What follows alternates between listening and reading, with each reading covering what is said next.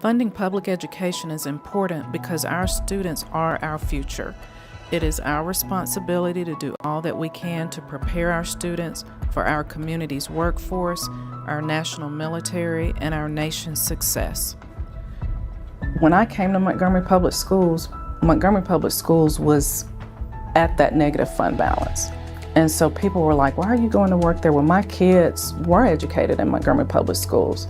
At the time when I came here, I had one that had just graduated, went off to college, and I still had two in public schools.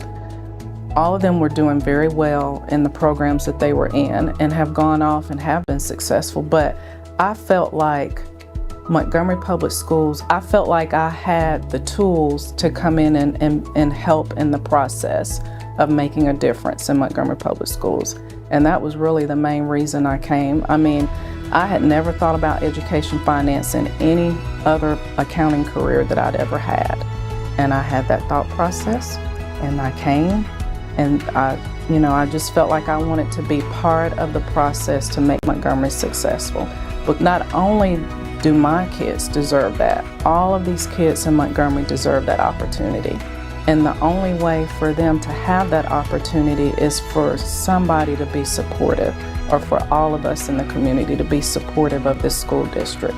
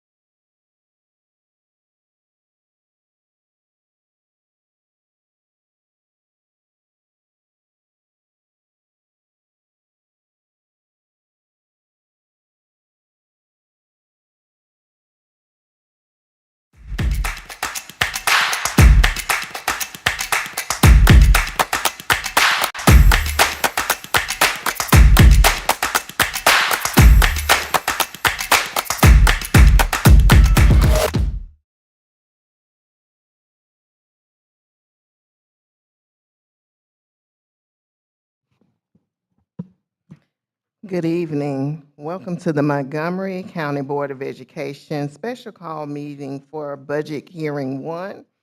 Today's date is September 9, 2025, and the time is now 4 o'clock. The meeting is now being called to order. We have an established quorum. Is there a motion to approve the agenda? Madam President, I move that we approve the agenda. There's a motion. Is there a second? I second it. It's been motioned and properly second. Any discussion? Hearing none, all those in favor do so by showing of hands. It is unanimous. Our next agenda item will be to receive information from Ms. Pamela Watkins. And I did want to add one comment that this is a public hearing, so we are open to questions and welcome comments. Thank you, Ms. Watkins.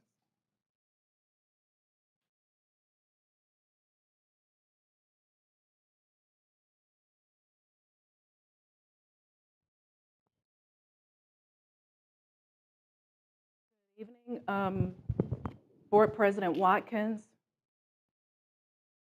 Vice President Portis, Superintendent Byrd. You should have before you the fiscal 2026 proposed operating budget.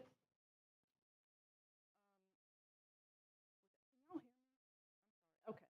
You should have before you the proposed budget for fiscal year 2026. In that packet, you will have, well, let me say first that the accountability law of 1995, 1996 requires that all school districts in the state of Alabama hold 2 public hearings to discuss the budget. This is our first public hearing, and the second one will be on Thursday, September 11th at 4 p.m. as well. These hearings are to benefit the public, and therefore we welcome your input and any questions that you may have as well. When we're preparing the budget is a very interactive and inclusive process, and that it includes and receives input from all departments, MPS department heads and program leaders. So with that, it starts with the finance department meeting with all principals, meeting with every single department, any special programs that are funded out of special funding sources, meeting with those individuals as well for them to prepare the budget. District administration, board members, employees, and other stakeholders routinely make suggestions that are considered for implementation. While we do allow that, we also have to consider and accommodate guidelines that are given to school districts by the U.S. Department of Education, that would be federal government, and any federal dollars that we receive. Also, we have guidelines that are prescribed to us by the Alabama State Legislature and the Alabama Department of Education as it relates to state funds and Cognia. Along with the parameters and guidelines of the budget, certain funding allocations require a local match as a condition of receiving the funds. So our foundation program's match this year is $36,187,000, and the capital purchase match is $1,335,959, and we'll discuss that a little bit more later. Before we get into the budget, I want to discuss just mention a couple of financial highlights from this past fiscal year. During fiscal year 2025, the district received a 3-notch credit rating upgrade to an A+ from a BBB+. This was good for the district, and also the credit rating agency also considered the district to be stable. This move indicated to the community a strong financial position as well as financial stability of the district, improved financial reserves, which we'll talk about a little bit down in this section, controlled spending, and financial stability contributed to our improved credit rating. So those are things that we try to make sure that we monitor and keep an eye on as we move throughout our fiscal year. Another financial highlight is that the district approved and implemented a more competitive salary schedule in fiscal year 2025 for several of our positions. This was big for us because some of the salary schedules had not been reviewed or adjusted in many years. One of the things that we do want to continue is to continue to review it a little more frequently than had been done in the past. Additionally, ad valorem funding that we started receiving in fiscal year 2026 has allowed the district to expand opportunities for our students by investing in initiatives that have strengthened certain areas within our district. So as far as our art, and this is a direct result of those ad valorem funds, we have been able to provide additional art, music, foreign language, advanced placement programs, and additional career tech teachers and assistant principals in our schools. All of those initiatives are a result of us receiving those ad valorem funds.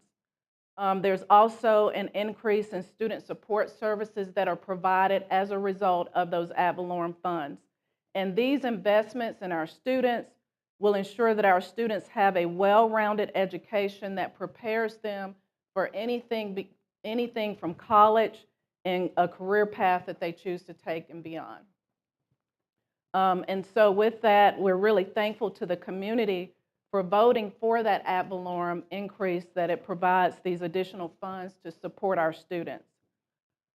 Additional highlights, the district continues to attain an approximate 3 times the state required 1-month fund balance. And so this has positioned the district to be self-sustaining in the loss of our COVID funds. This fiscal year would be the first year that we did not have those funds available to us. And having the 3-month fund balance allows us to prove that we can sustain ourselves in the event of an emergency. The district continues to maintain a positive audit opinion. Another fact is that our district bank accounts are all under one financial umbrella and has improved our financial management oversight. The district continues to implement electronic systems that are more convenient for parents. These type of initiatives prove that we are trying to maintain the funds that are allocated to us from parents, that we can keep up with those funds. And so with that, we have several electronic systems that are in place that limits the number of hands touching these monies. When parents go onto these sites to purchase tickets, to do concessions, to make donations, these funds go straight to the school's bank account.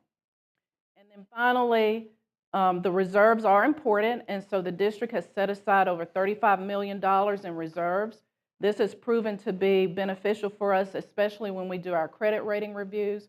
We have another one of those coming up soon as we potentially go to the bond market in the next few months. But we have these reserves that have been established for capital renovation and replacements, technology replacements, security, and vehicle replacements. So just as we have financial highlights, we have financial challenges.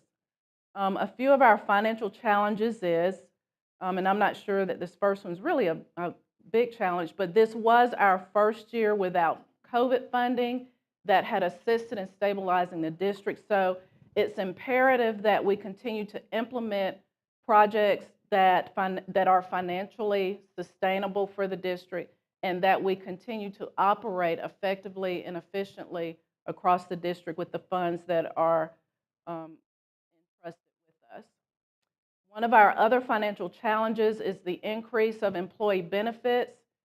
This year, we experienced a 13% increase in our PHIP benefits, which is health insurance, and those are the benefits that the board pays on behalf of our employees.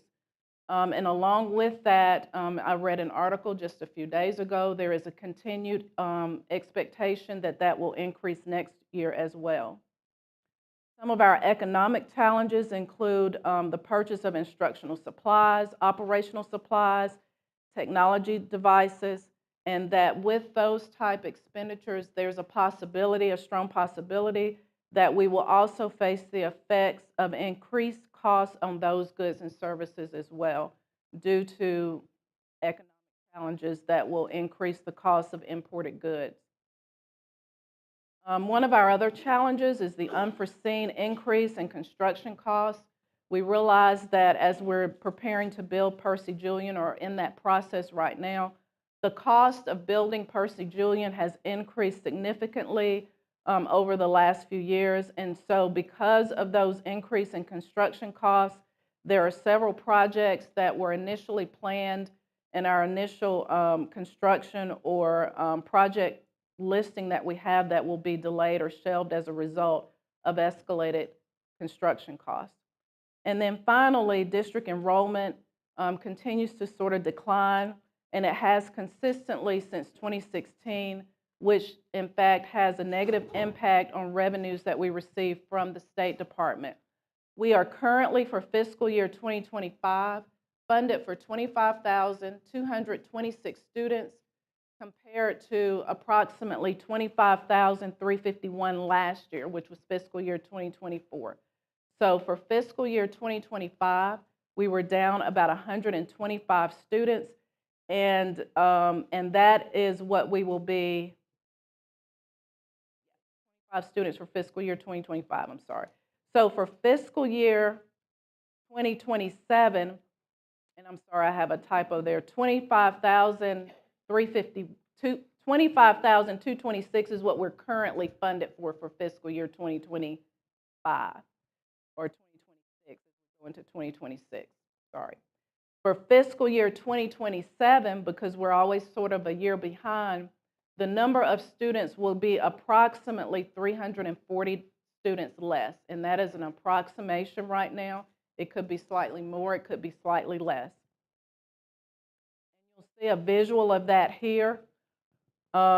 As I said, the number of students that we're being funded for this year is 25,226, compared to the possibility of 24,871 as the projected amount for 2027. So as we move into talking about the budget, there are 5 areas that we'll look at as we talk about the financial funding for the school district.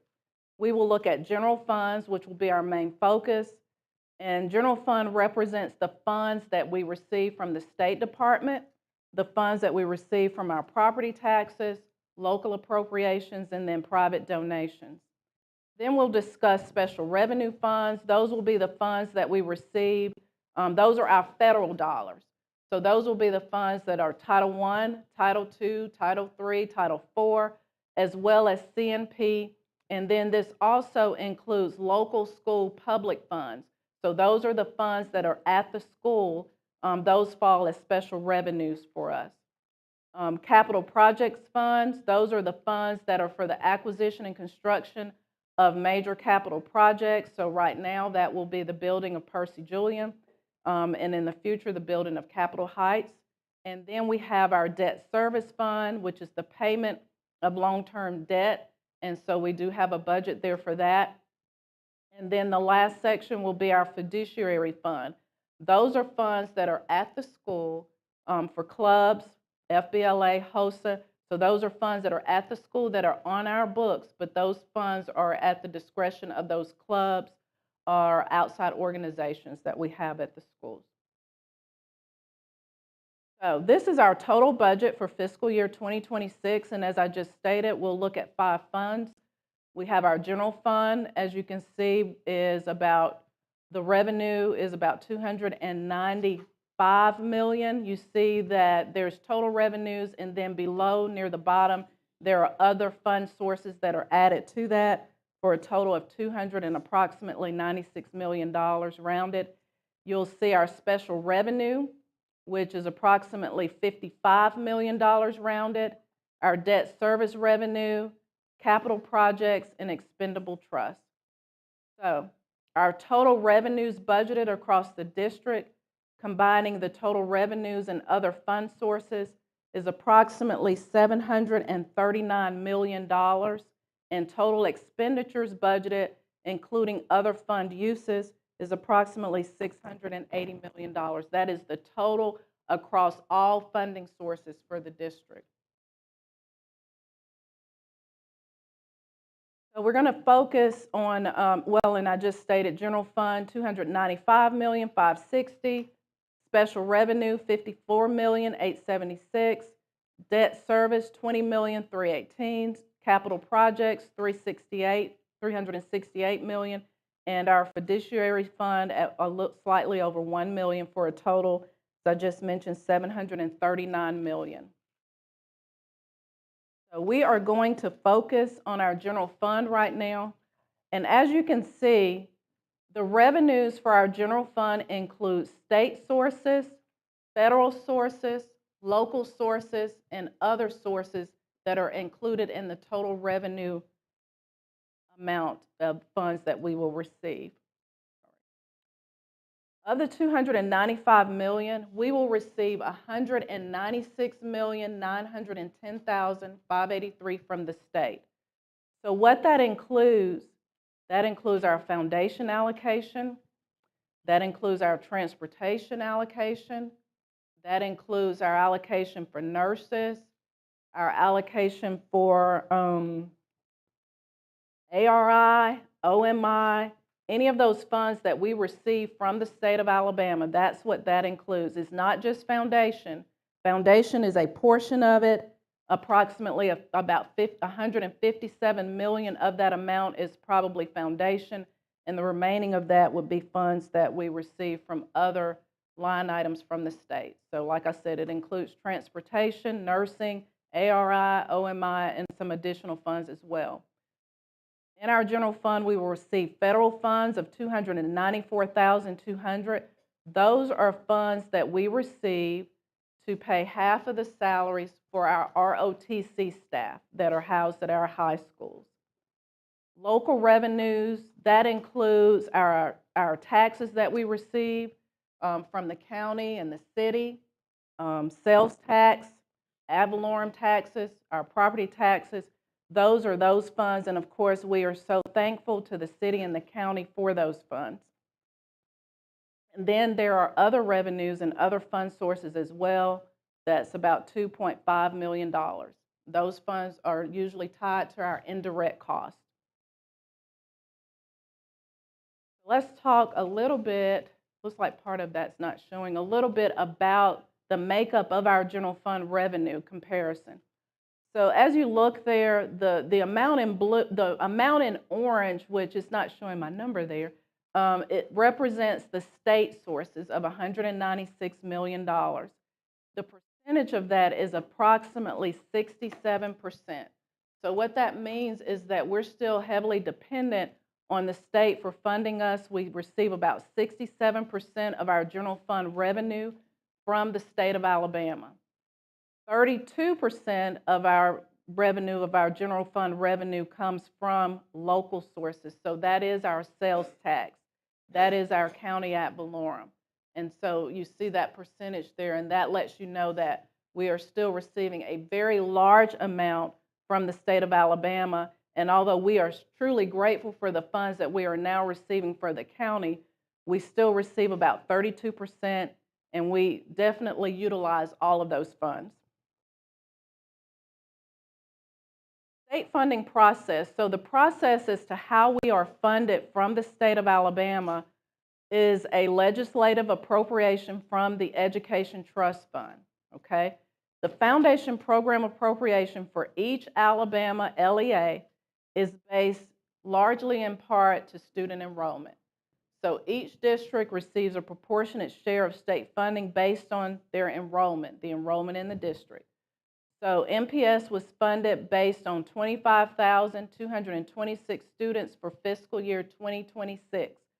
So that was the number that would have been the 20-day count in October or September of 2024.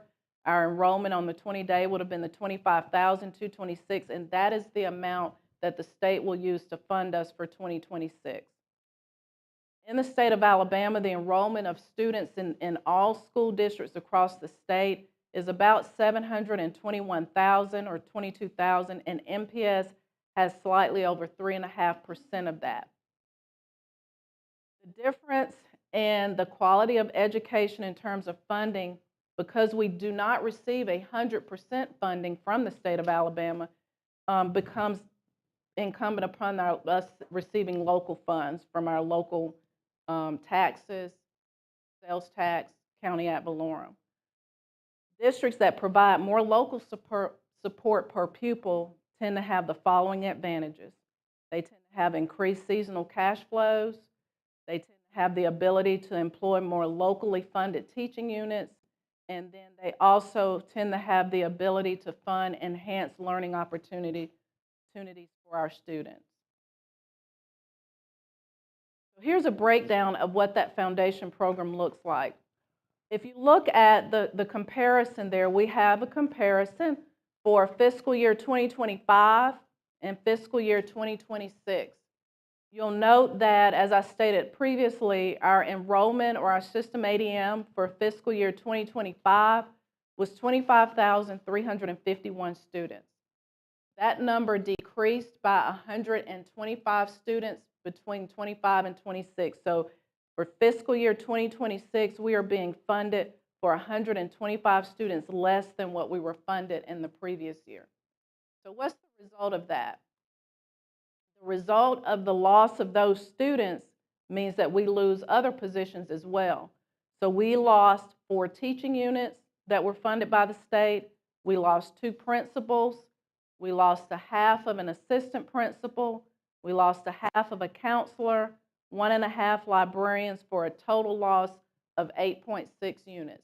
So what that means is, instead of the state funding us for 1,677 units as they did the prior year, For fiscal year 2026, they will fund us for 1,668 units, so 8.6 units less than what we were funded in the prior year. Here's what that looks like. What they use those numbers and they calculate how much they are going to give us for salaries, how much they are going to provide for benefits, how much they are going to provide for other current expenditures.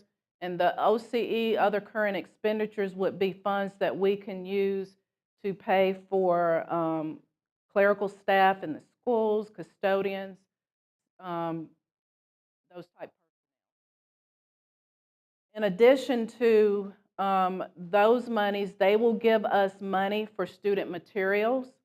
They provide money for library based on how many units. All this is based on how many units that we have. They will provide us funds for professional development for our teachers. And then we also, we got common purchase last year, but they took common purchase away this year and increased the amount for student materials.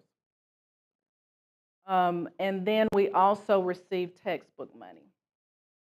So the state of Alabama has done this calculation, and they said, Montgomery Public Schools, we are going to fund you, or you should be funded based on your enrollment, $193,057,752. That's how much we're going, or that's how much we say that you should be funded to run Montgomery Public Schools. However, that's not what they're going to send us. They will send us through the foundation program ETF $156,870,722 for foundation. Then we will also get $2,008,000 for nurses, another $71,000 for technology. We'll also receive an allocation for transportation, to the operating portion of transportation. So for our bus drivers and the staff that's in transportation, we'll receive an allocation for fleet renewal. That's to pay for buses or pay for notes that we have on buses that have been purchased in the past. And then we also receive an allocation for capital purchase and career tech. So, but I want us to focus on the amount that is the foundation program. So, like I said on the previous page, the total cost of the foundation program to pay for teachers, benefits, instructional support is $193 million. We will receive from the state of Alabama towards that $156 million. So then the question becomes, where does the other $36 million come from? The other $36 million is our match, $36,187,000. That is the amount that comes from your local funding. And so it's so important that we receive those local funds because that is what helps us make the match. So right off the top, when you look at our local funding is, I think it was approximately $96 million. We've got to pull $36 million of that right off the top because we've got to use a portion of that to make our match. And that's why our sales tax are so important and our ad valorem taxes are so important that we receive. The other thing that you'll notice there is that the match actually went up from last year. Our match last year was $34.5 million, and our match this year is $36,187,000 for foundation. In order to participate in the capital purchase, which is our capital allocation that we receive from the state, we have to provide a match there as well. And the match for that this year is $1,335,959. So when we go back and we look at our proposed revenues and other funding sources, so we just talked about foundation. The total foundation estate is 190-something million. And then now we have our other federal revenues, which is $294,000. As I mentioned, $290 of it is for our ROTC staff that's at the school. So we get half of that sent to us. And then the other $4,200 is just other revenues that were budgeted. Our local revenues, as I stated, is $95,829,000. So what makes up that $95 million? We get district regular property taxes, which includes the additional ad valorem that we receive of approximately 45,054,634 is what we budgeted for fiscal year 2026. Our county regular property tax, 11.3 million, that is the tax that the public went back and voted in 2024 to continue for another 30 years. And again, our districts cannot operate without community support, and so we had community support when they voted to renew that. We also have our business privilege tax, and then we have our sales tax, that sales and gasoline taxes that are budgeted as well. We also have other local revenues, which represents interest that we may earn in the district, as well as city and county donations that we receive on behalf of our schools as well. And then other revenues would be indirect costs that we receive. It's an administrative fee that the district can receive as it relates to overseeing those federal funds that we have in our special revenue. And we also have some miscellaneous revenues budgeted there as well. That takes care of, I'm going to go back a couple of screens, of our total general fund revenues. Again, $296 million approximately, to include what we receive for state sources, federal sources, local sources, and other sources. So now we're going to go and we're going to talk a little bit about expenditures in general fund.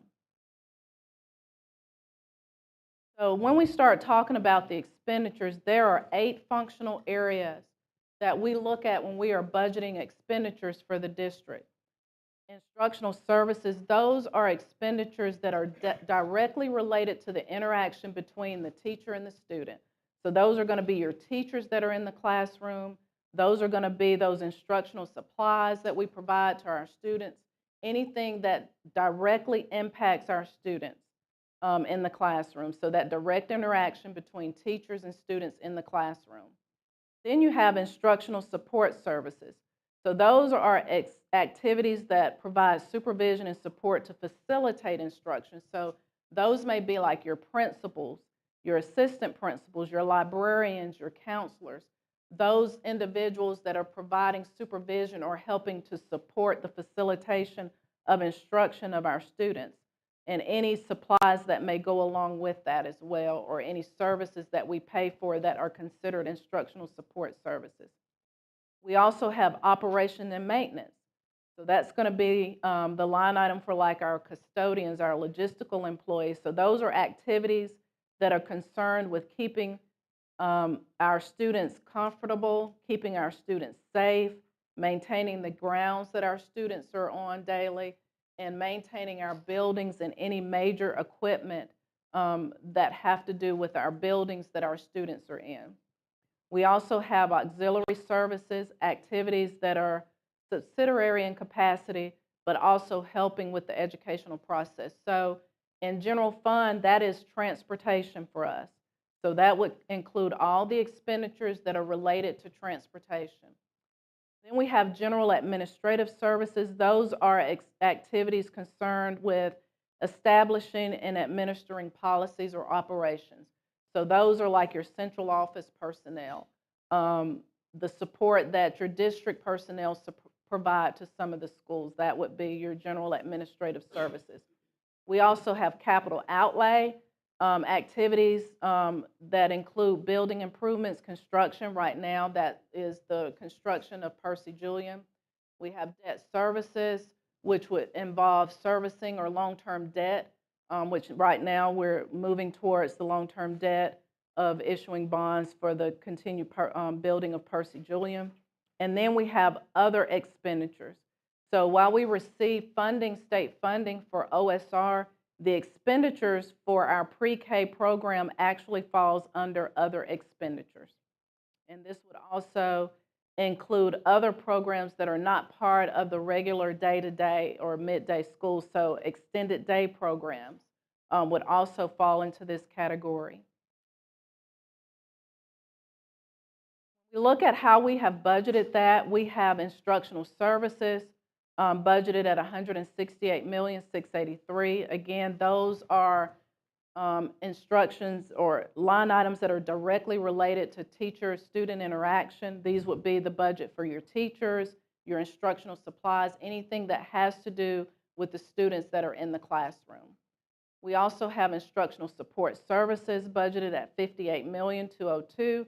Again, this would be your expenditures that are related to the support of your students that are in the classroom, so your principals, your assistant principals, your librarians, and not just personnel, but any expenditures that are service related or supply related that have to do with the support of students in the classroom.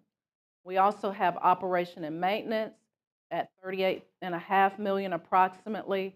Again, that would be the personnel that has to do with maintaining our buildings. So that's going to be logistics. That's going to be our custodians, our security. Our security is also budgeted as a part of operation and maintenance. We also have auxiliary transportation. We get direct funding for transportation, and then we budget expenditures in that exact amount. Our general admin, again, that would be our district personnel, and then we also have other expenditures, as I stated, would be tied, the majority of that amount is tied to your OSR pre-K program and then extended day as well. And then we have some other for a total of $294,641,921. This is a visual of that, so you will see that when we add instructional and instructional support, that is approximately, and my number didn't populate there.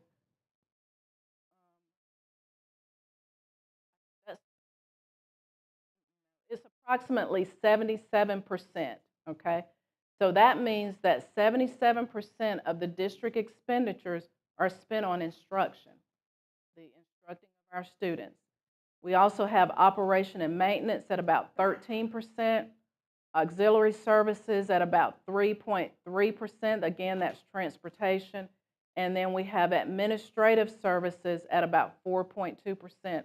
So this is a good visual of exactly how our operating expenditures are budgeted, and I think it's good that we can see that the 77% of all of our expenditures are actually related to the instruction of our students.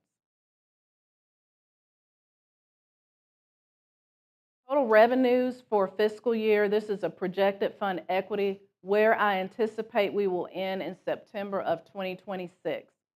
So total revenues collected for 2025, again, are budgeted at $295,560,000. Total expenditures are budgeted at $294,641,000 for an excess of revenues over expenditures of about $918,000. Our projected beginning fund balance is $89,114,000, and so with that overage or excess of revenues over expenditures, it provides a projected funding or anticipate a projected ending fund balance for 2026 of $90,032,783. The required fund balance that we're estimating for this fiscal year is approximately $24,553,000. That means that is the amount that we have to maintain per the State Department. That would be our 1-month fund balance.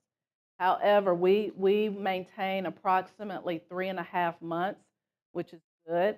When I look at the fund balance for other districts across the state of Alabama, the average is 4 months. So for us to be at 3.5, that's pretty good. We also have projected reserve fund balances. So for now, we have reserves at about $35,100,000. As I stated earlier, the creation of those reserve accounts have actually been very favorable for us as it relates to those credit ratings. They want to see that you have a reserve, that you are planning or being responsible with your funds. And so we have those reserves established for capital replacement. Because in addition to that, there are also with the rise of expenses, you don't know what's coming down the road. So I think we've positioned ourselves with the $23 million in capital, $6 million in technology and replacement. We also have security reserve at about $4.5 million right now, and then vehicle replacement reserves at 1.6. So these are reserves that we actually have in our accounts right now today.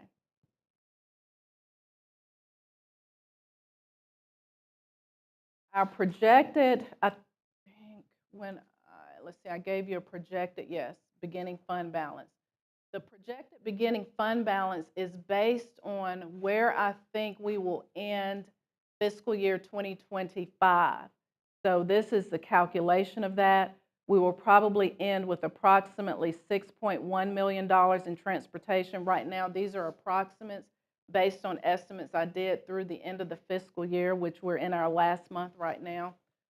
We have charter funds that are on our books at about $4 million. And then we have our local general revenues. So each month when I provide you a breakout of the local or the general funds, there's always an amount that's in 6001. And so those are our local general funds that we have flexibility with. So the projected remaining balance in there at September 30 is at $78 million. And then there's some other smaller funding sources that I anticipate a little bit over $1 million remaining.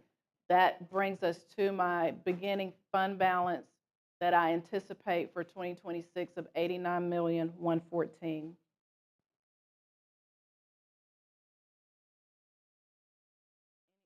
Any questions on general fund before I move to special revenues? Special revenues. So as I stated previously, special revenue represents our federal dollars. So those are the monies that we receive from the state of Alabama that are federal dollars, federal funds that the state receives. And that would be our Title I allocation, Title II, Title III, as well as a budget for CMP. Any funds that are expended in this fund source must be expended by the guidelines that are established by the federal government. So we receive this $54 million, and we have to expend these funds exactly how the guidelines say with federal dollars. Special revenue, again, $54,056,000. A small portion of that is state-related. The grand majority of that, $50,266,000, are federal title dollars. And then we have some local revenues that's there as well. The local includes the public funds that are at the local schools, as well as CMP sales. So when kids walk into the cafeteria and make purchases, that is actually considered as local. And then we have some other revenues and fund sources, some smaller ones that are there as well.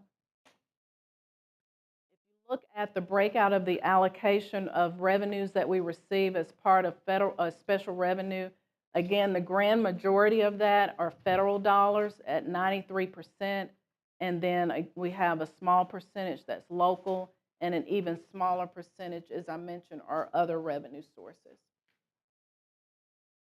Here's a breakout of that $50,266,000 that's federal.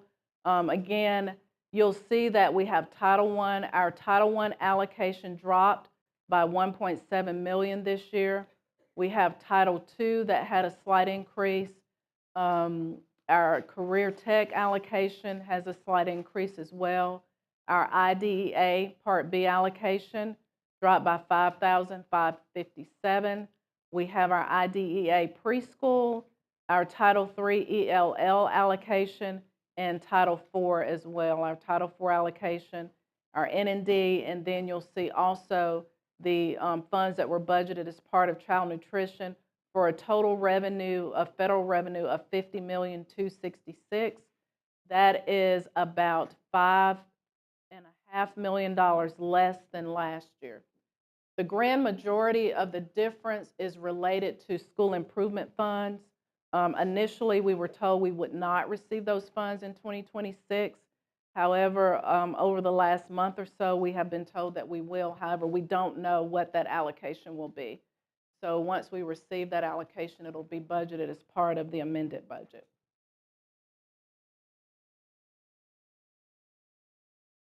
Special revenue, other funds, again, those are state funds. There's sometimes small grants that we may receive that fall into that state. They're state grant awarded, but they're also federal dollars that we track with a federal fund source code. Then we have local and other revenues of $3.7 million. Again, those are our CMP daily sales that students may have. And then we have local school public funds. So those are the funds that are at the local schools. We have other fund sources. Those are our transfers, ins and outs, and other miscellaneous expenditures from local schools.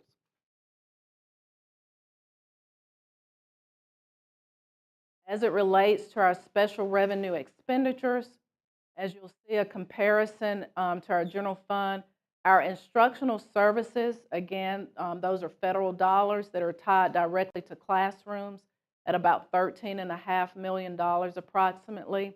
And then we also have instructional support services that are tied to federal dollars that are tied to the instructional support of our students. Again, we have some schools that may budget for assistant principals, guidance counselors, other positions that may fall in that category. We also have some operation and maintenance expenditures. Auxiliary services and special revenue would be strictly CMP expenditures.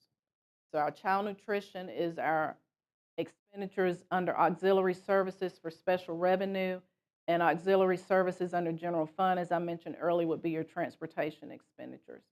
And then we also have some general and administrative at about $2.3 million, other expenditures, and then other fund uses budgeted out of special revenues. You'll see a breakout of the expenditures with those special revenue funds. You'll see that we budget approximately 49% in instruction. So that's going to be a combination of instruction in the classroom and that instructional support number. So those two numbers combined are 26.5 million at 49%. Then we have auxiliary services, which is child nutrition. That's at about 39%. And then you'll see that we have a percentage for general administration of 4.2 and other expenditures at about 6.3%.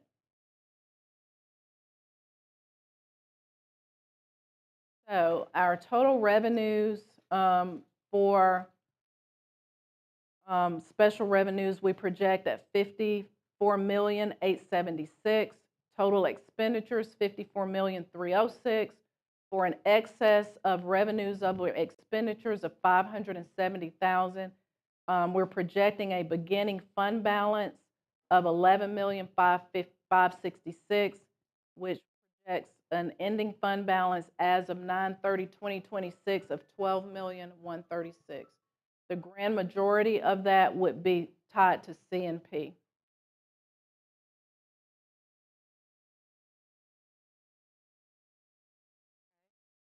The next fund source is our debt service. We receive some funds that are there from the state, and those are going to be funds that are tied to the capital purchase funds that we leverage for debt. We move over there, and then we have debt service that we pay as well. And then, as you'll see, the debt service is estimated at $20 million. That includes the bonds the debt that we're paying to the state, as well as the projected amount that we would pay when we leverage the bonds from the State Department, or leverage bonds later in the fiscal year or early next year.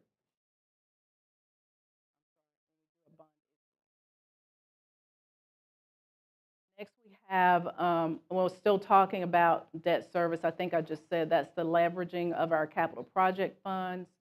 And then the $19 million are the revenues. Those are internal transfers that we receive from the ad valorem and from capital projects.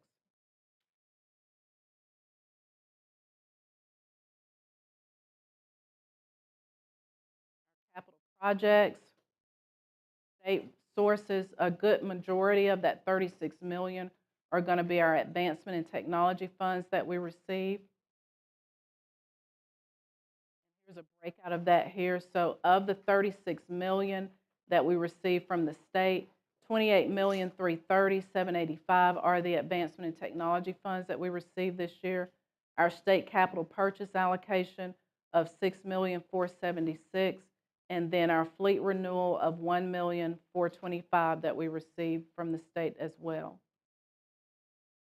Local and other revenues, the local ad valorem revenue, that is tied to the ad valorem that we receive from the county property tax. Half of those additional funds that we receive as it relates has to be budgeted and transferred to capital projects. And so the allocation that we budgeted, or the amount that we budgeted to be transferred there this fiscal year, is $20,500,000. And then we have our state capital purchase match of $1,335,000. Other fund sources include the proceeds from the bonds once we let the bonds, and then there's a transfer, an internal transfer from one funding source to another that's represented there with the $125 million, all part of capital projects fund. The expenditures for capital projects include instructional services, instructional support services, operation and maintenance at $12.8 million, some auxiliary services expenditures, and then the grand majority of this is $148,980,000 that is capital outlay.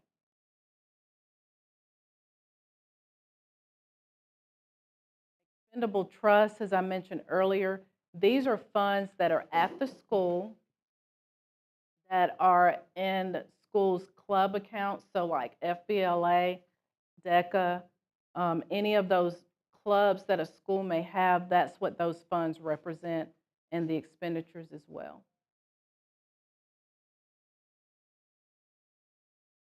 Again, that is our annual operating budget for fiscal year 2026. Again, we talked about our general special revenue, debt service, capital projects, and expendable trust.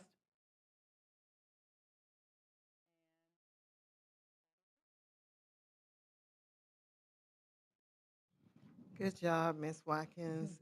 If you don't mind, I'll open it up to any public questions, concerns.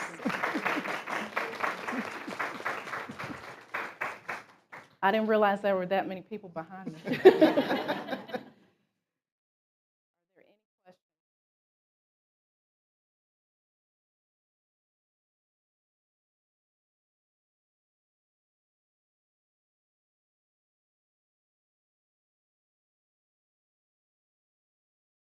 If it's related to this budget, this annual budget, you can ask the question now.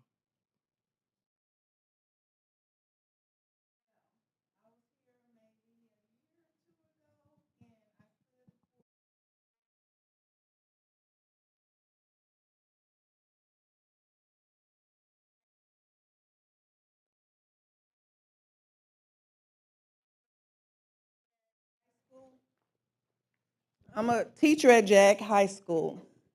And the last budget hearing that I attended, I asked, were there money allocated for JAG rebranding? And the answer was yes. It was yes. You mentioned about the little marquee that was out front, and it is little, but thank you for that. My concern is I really haven't seen any rebranding outside of what our civil group and art department has done, along with some community members, as far as painting the outdoor doors and so forth. So my question is, when we voted, the community voted to rechange the name, voted to rebrand, is it not just the name? We still have gold and green walls. We have an excellent motto to say JAG Pride, but the students are not seeing the pride. The culture and climate of the school, when you look, you see plaster, holes in the walls, ceiling tiles. Thank you for coming out this summer replacing some of that. I do appreciate that. But I am asking for, in this budget, I'm not sure what happened to the funds that were promised last time. I have no idea. But I'm hearing about this reserve, 35 million, capital reserve. I'm hearing about this operating maintenance reserved. I got the number. She just shared it with them. So I'm asking, are we gonna rebrand JAG High School so we can build up that culture and climate? Because we can see a lot of things. And it starts with the face of the building. It starts with that pride. So I'm asking you, the board members, come do a tour. I'll walk it with you. Show you the potholes in the street that been, somebody came around since my last visit and tried to patch it. But it's not showing any pride. So I'm asking again, a new superintendent, so I can't put what the last one promised on you. So I'm asking you, can you help us rebrand JAG High School? Purchase the paint, maybe we can get some volunteers from the community to come in and paint the school. Also, we having problems with work orders and all this going and operating and maintenance. There seems to be a lot of funding putting work orders in and not getting addressed. We have over 1,500 students plus in our bathrooms. Some of them are locked because the stalls are out of order. Human nature, you have to relieve yourself. So we need something done immediately on some of these issues. I would like to get on your calendar, if I may. I'm going to email your secretary to do that because I have a lot of things. I'm not going to take up a lot of time here, but I'll be back at the next board meeting with some more concerns that I have if I'm not able to get on the calendar before that. So my question before I sit down, I want to hear verbal commitments, one way or the other, about rebranding JAG High School, getting rid of that green and gold, putting a real marquee up front that can be visible and seen. It's a lot of things. We still got green doors on the outside. When you look in on the front, our civil group and art department painted them purple. They look gorgeous. But the rest of the areas, and I started making a PowerPoint that I'm going to share with the board. I want you to see what I'm seeing, see what the students see, feel what we feel. And I would like for you all to come out and just look. Look for yourself. Would you want to attend that school every day, 5 days a week, in the condition that it's in? So that's something to think about. Madam President, may I say something? Let me see if Dr. Bird wanted to have a moment. Thank you so much for your comment. And yes, ma'am, I did have the opportunity to speak with Mr. Anderson concerning the paint. It is scheduled for this year, so we're going to finish the painting, of course, as you requested, and so that is scheduled for this year. Yes, ma'am. It's scheduled for this year. Okay. Thank you. Dr. Key. I just wanted to address a couple things. First of all, thank you for getting up and bringing that to our attention. You're in a category where a lot of our schools are. And we are looking at money at right now. If you look at the numbers, in fact, it was one of my questions. We had lost 100, I think it was 125 teachers from this year to the next. Okay, that cost us, students, so that cost us 9 teachers. When you look at the projection of 340, I was doing the math on my phone.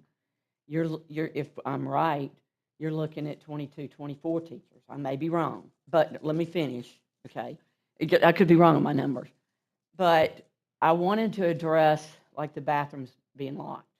I think tonight you'll hear Dr. Shanice Williams bring up some things that we will be doing with some of the problems that we have at JAG and Percy Julian. Right now, we have a number of students, mainly ninth grade, and not blaming every ninth grader, but we have, in the past, we discipline them for 3 or 4 days and we send them back. We're not doing that anymore. What's happening is we're sending them back to their parents for at least 45 days so they can get a little bit of home training.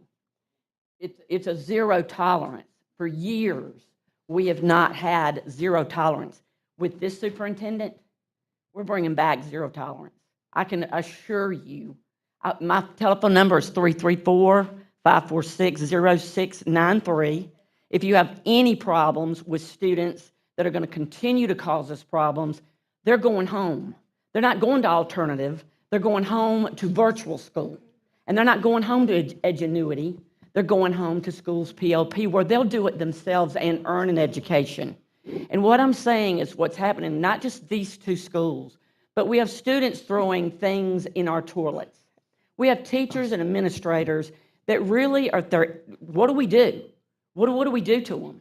How can we discipline them? They are costing us money. So that money that we could be using to change that green and yellow paint, we're spending on parents' kids that have absolutely not been disciplined and coming to our schools and costing us thousands of dollars for flushing things down that toilet.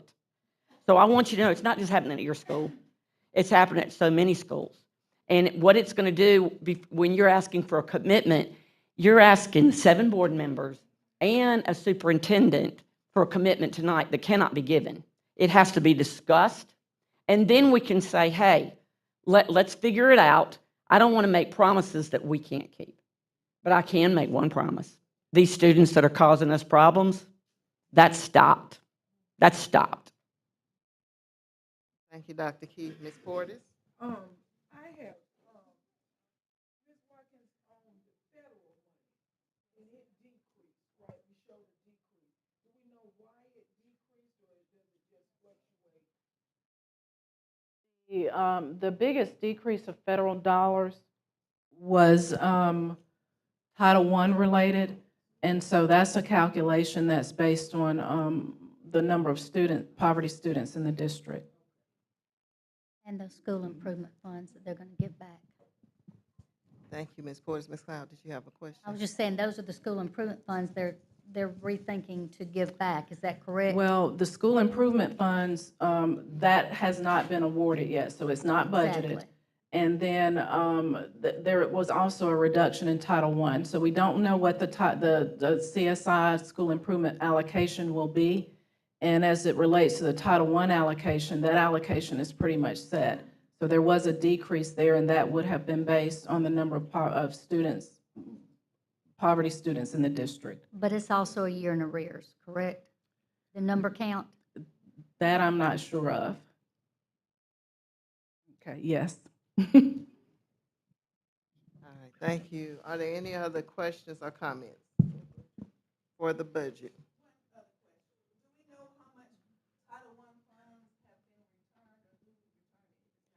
We do not return Title I funds. Title I funds are allowed to be carried over. We do have a carryover amount. We always have some to carry over, but we always spend the carryover. We do not return funds. We have not.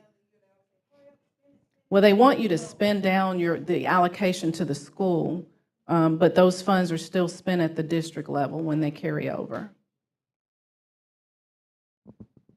Thank you, Ms. Watkins. Again, an exceptional job.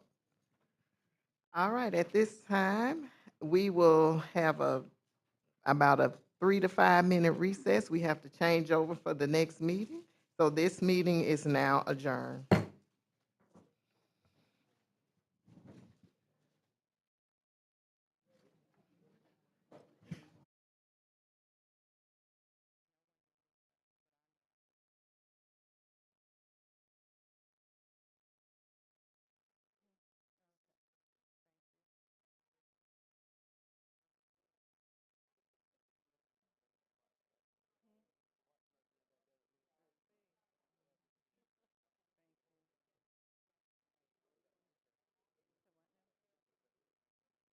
Thank y'all. Thank both of y'all.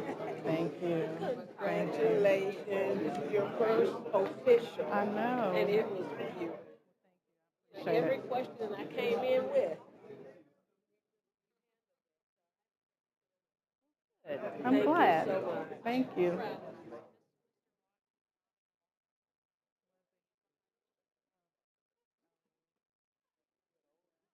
Oh, Deacon roll back.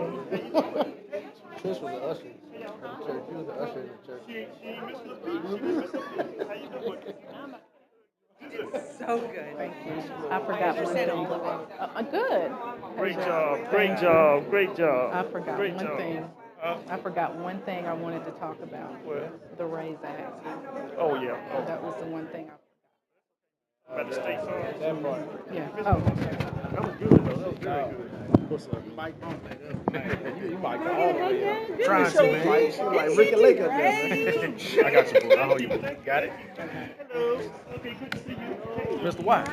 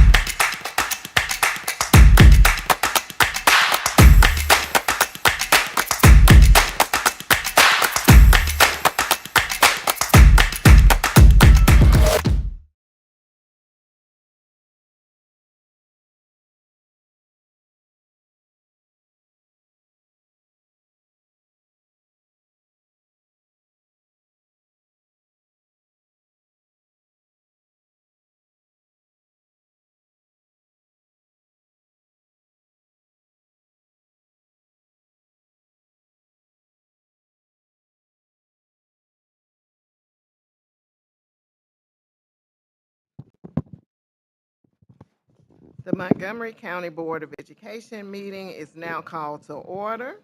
Today's date is September 9th, 2025. The time is now 5:07.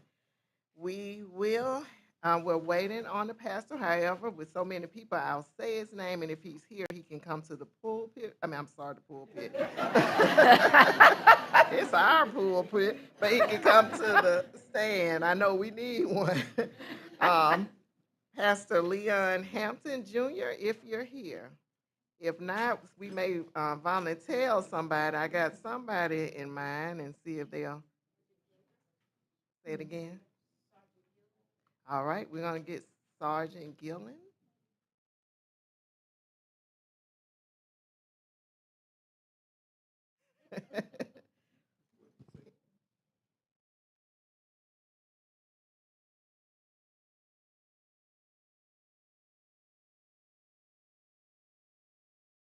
Well, when he gets here, are there any ministers? Oh, okay, he is here. All right, right on time.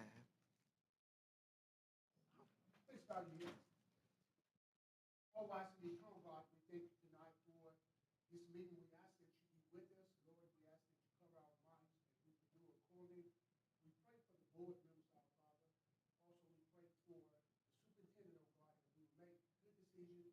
And Lord, we be for the children upbringing, oh God. And so, Lord, we ask for your covering. We know if we have your covering, that we know everything will be okay. So, Lord, have your way in this place. Lord, let it be in respect of your name. In Jesus' name we pray. Amen. Amen. All right, thank you so much, Sarge. I tell you, we multitask here. All right. At this time, if you'll please stand with us for the Pledge of Allegiance. I pledge allegiance to the flag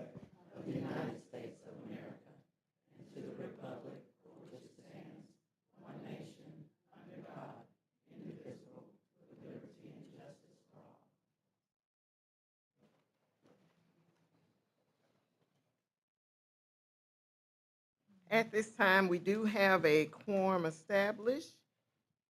The next agenda item is to approve the agenda. Is there a motion? Madam President, I move that we approve the agenda. A second? I second it. It's been moved and properly second that we move the agenda. All those in favor do so by a showing of hands. It is unanimous. Thank you. Our next agenda item is Board President remarks.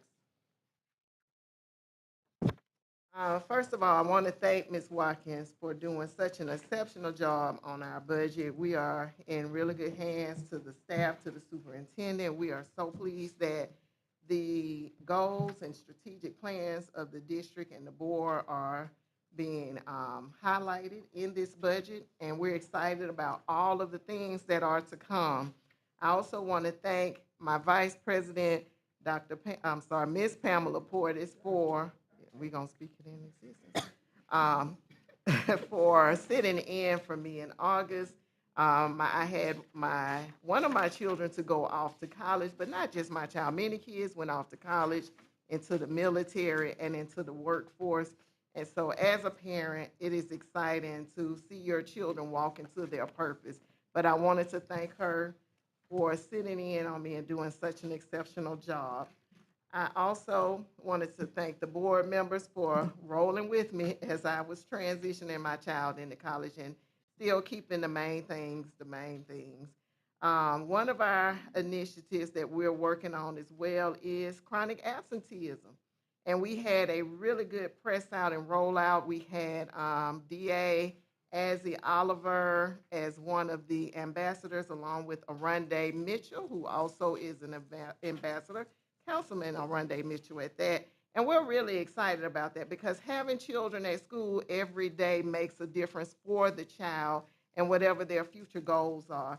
And so seeing them every day, being committed every day, having our educators to be committed every day, we think that we'll continue to make the great gains that we're desiring to make, especially since the community puts so much money behind us doing what we're doing. So I'll just say it's many more exciting things to come. And we're just excited about the work that the superintendent and his team is doing, and thanking Ms. Watkins for making sure that financing follows those ambitious goals. My last thing that I wanted to talk about is advocacy. We do welcome all parents, community stakeholders, everyone to continue to advocate. It helps to make us better. Inside of our schools, you'll see a poster that says serve, and it goes back to what the superintendent said he wanted. He wanted feedback and surveys to know how we're doing as a district. That is one of the ways that you are putting your voice into action. That information, that data comes back to him and the staff and to the board, and we work, and after receiving it, we look over and we come up with goals and ways to make things better for you and your child. So with that being said, Dr. Byrd, I'll pass it over to you for superintendent remarks. Thank you so much, Madam Chair, and thank you, board members. I certainly like to thank everyone for being here this afternoon.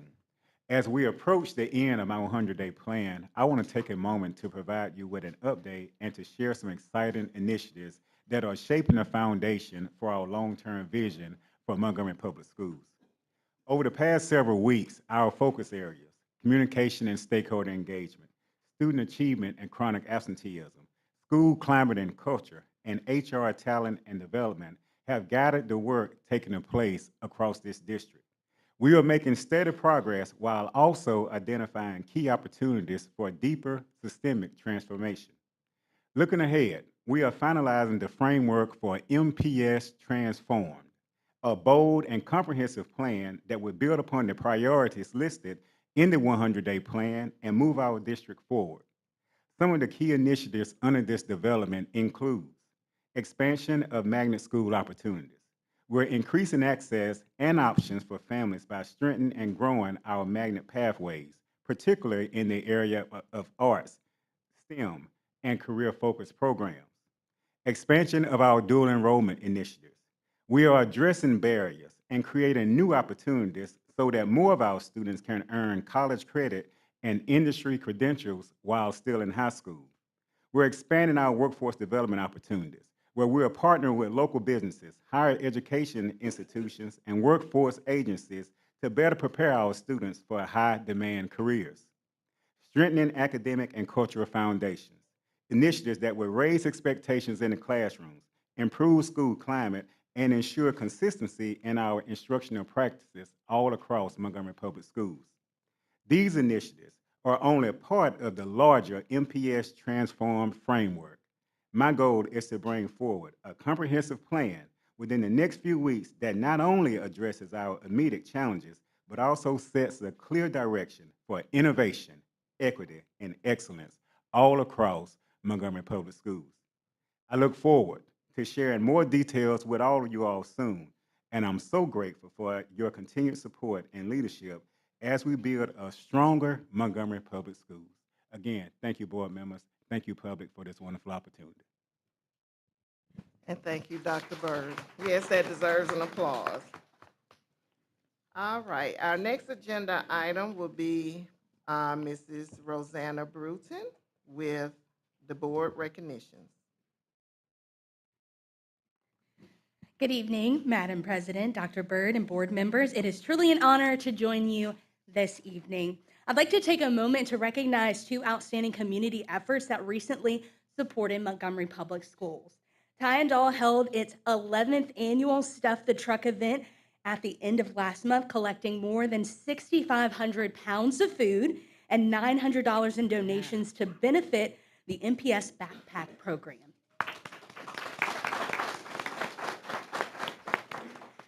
This past Saturday, the Run with the Census 5 and 10K at the Montgomery Whitewater was hosted by Zach Knight, State Farm agent, and they raised $2,500, and all of that money is going to go to the Special Education Department to purchase sensory items.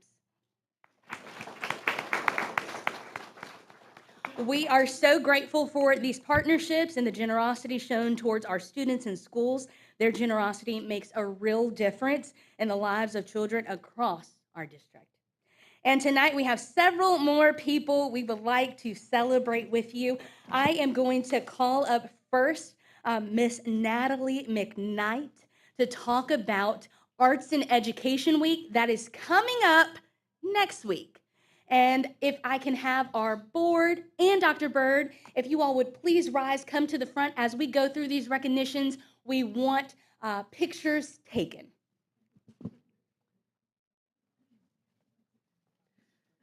Hello, everyone. Madam President, Dr. Bird, and board. The arts in Montgomery Public Schools are thriving with strong participation, dedicated teachers, and meaningful partnerships that create opportunities for our students to grow and succeed. Students benefit from certified art instructors, robust minutes of instruction, and access to a wide range of disciplines from visual arts to music, theater, and dance. Montgomery Public Schools also stand out for their deep network of art partnership opportunities with community organizations, giving students access to performances, residencies, field trips, and hands-on learning experience. These partnerships not only expand classroom learning, but also provide students with platforms to showcase their talents and connect with larger community. Our success is built on the shared commitment of both the district and the community to keep the arts central to education in MPS. This joint dedication ensures that students not only have access to rich arts opportunities, but also the encouragement and resources to pursue their passions, showcase their talents, and open doors to whatever path they choose. A highlight of this commitment is Arts and Education Week, when schools across the district celebrate power of the arts through performances, showcases, dress-up days, and community events. This week shines a spotlight on the creativity of our students, reinforces the importance of the arts in education, and celebrates the very foundation that allows our programs to be successful as they are. We plan to showcase various programs and disciplines throughout this week, and just as we support the arts and education in MPS, we hope you all do too. And we thank you for all the support that you provide us and the community provides us. And if any teachers or administrators that are associated with the arts, if you would please stand as well and come up as well. We would like to also have a picture with you because we also have t-shirts for the board to wear, and they are Support the Arts and Education in MPS.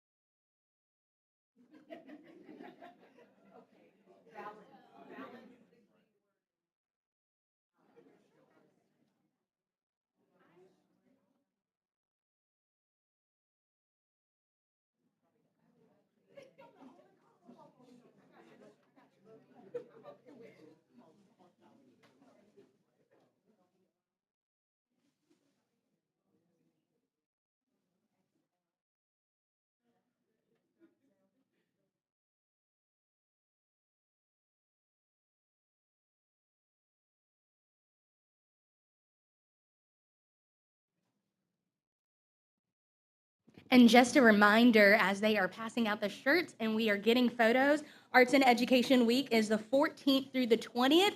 If you are not already our friend on Facebook, Montgomery Public Schools, make sure that you go ahead and follow us so you can stay up to date on all things supporting the arts.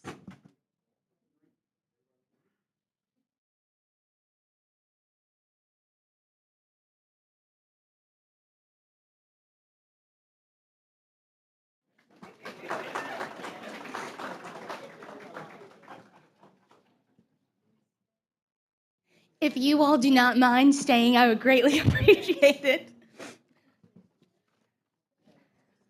All right, at this time, we are going to recognize two incredibly talented students who recently brought magic to the stage. Kendra Cunningham and Adriana Williams showcased their remarkable talents in the Alabama Shakespeare Festival's production of The Wizard of Oz.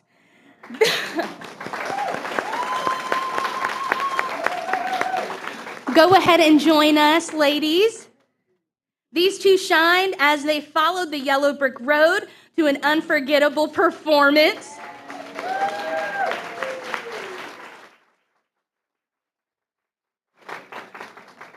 Both attend Baldwin Arts and Academics Magnet. Kimberly Copeland is their principal.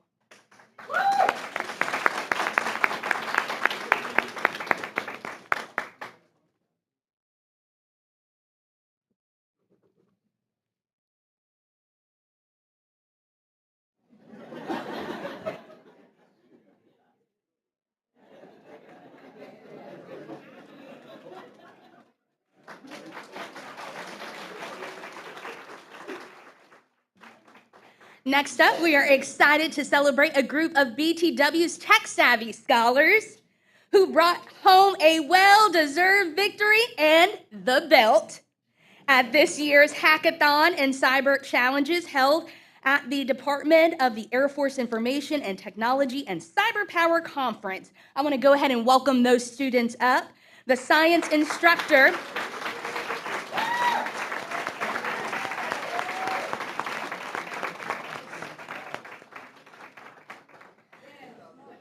that is a very, very impressive belt, if I say so myself. Their science instructor, Colin Gill, served as their advisor, guiding and supporting the team throughout their impressive journey. Their hard work and skills truly set them apart, and we couldn't be prouder of their achievement.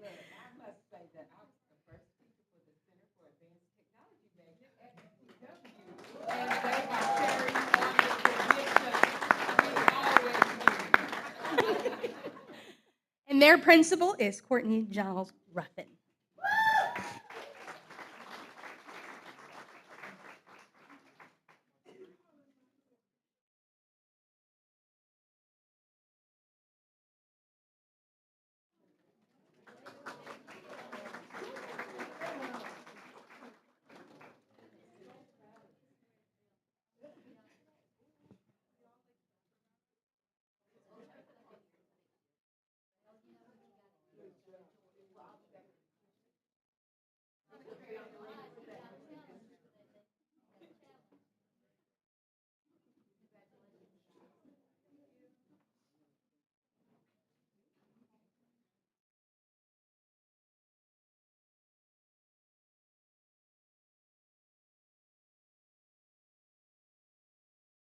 And I was just told in the first Baldwin, the two students, Kendra Cunningham and Adriana Williams, I was told by their principal, one of them actually had to audition against adults and was able to, yeah.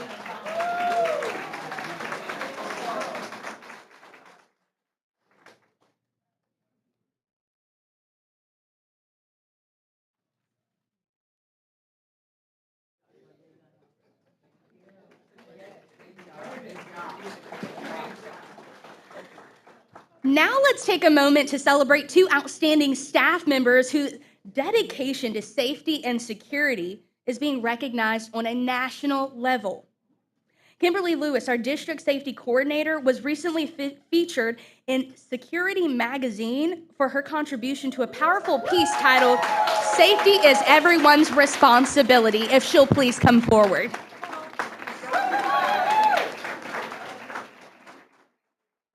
Yes, please.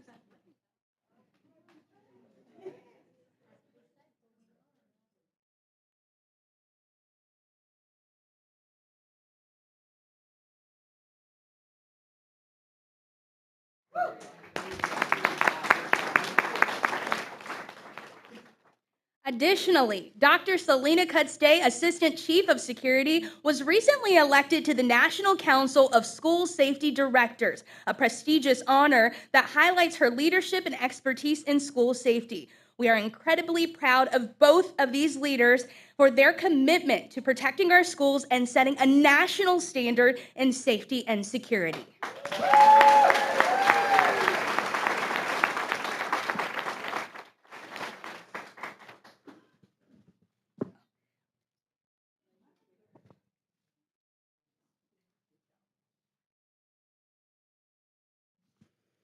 Next, we would like to recognize Mr. Robert Taylor III, President of the Booker T. Washington High School Alumni Association. And he has some books that he would like to give to our board president and Dr. Byrd. I'm going to invite him for a couple of very brief comments.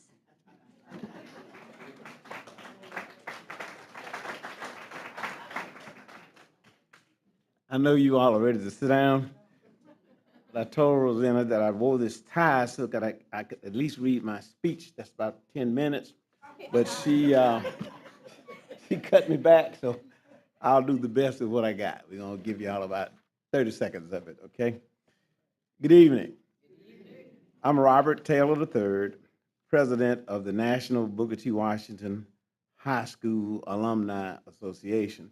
And as I speak, if there are BTW alumni in the building, please stand. The Alumni Association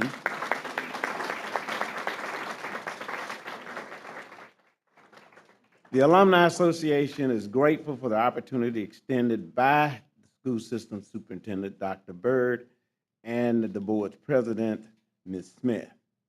I will be brief.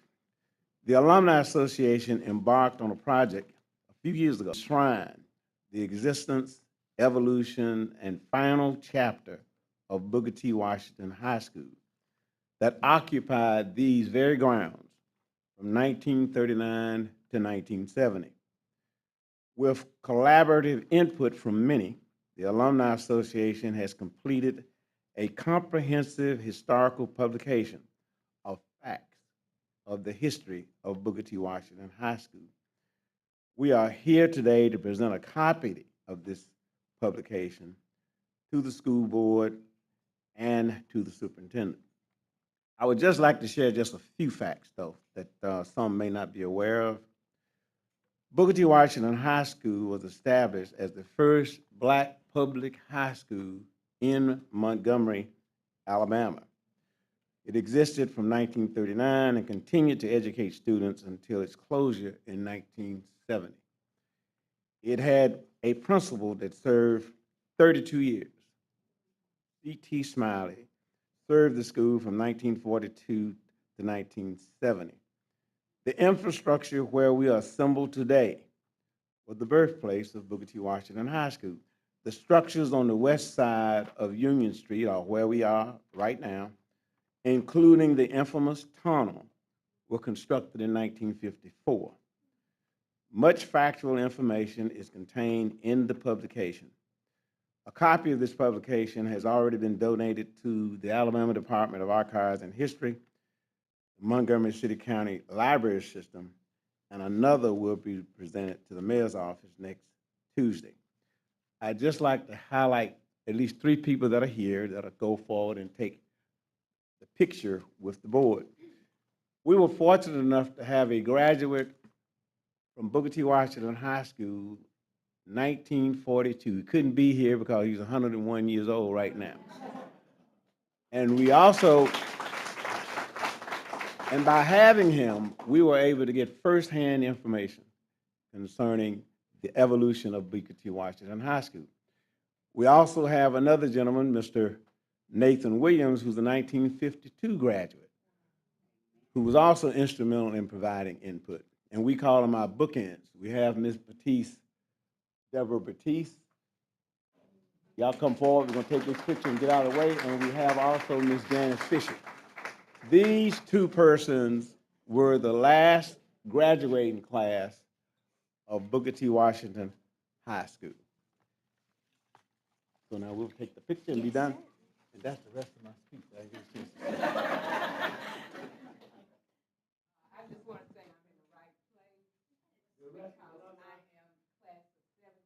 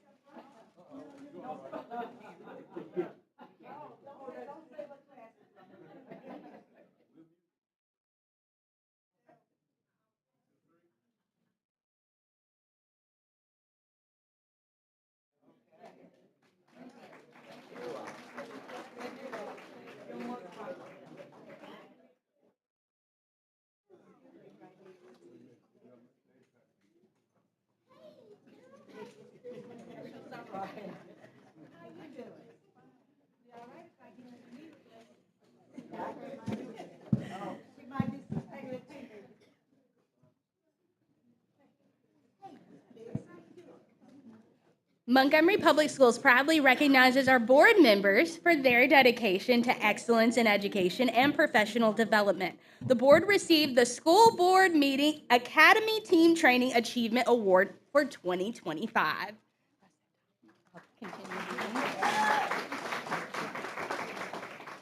This honors their commitment to advancing effective and continued training.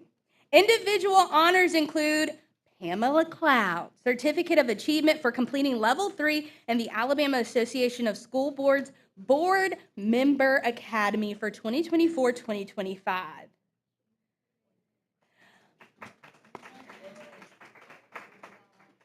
Pamela Portis also completing Level 3 in that training. Dr. Brenda Doremus Coleman, recognition as a Level 2 Master School Board Member. And Erica Watkins Smith, recognition as a Level 3 Master School Board Member. We also have another set of certificates awarded by the Alabama Association of School Boards, recognizing your commitment to continuous learning and effective governance in service to our students and community. We congratulate our board members for their continued commitment to enhancing leadership and governance for the benefit for our students and community.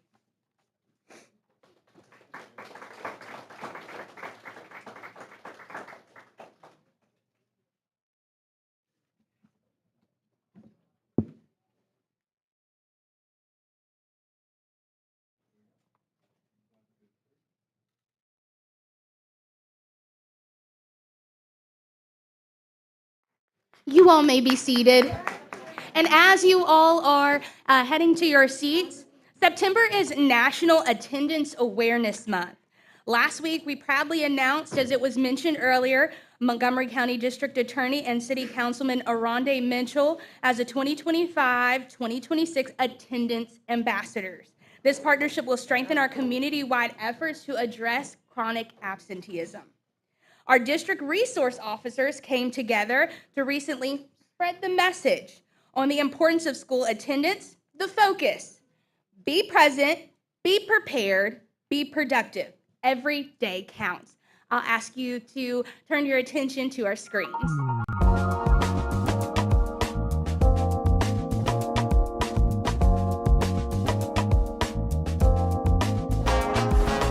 Hello, MPS family. I'm Jacqueline Jackson, one of your district resource officers from the Office of Student Support Services.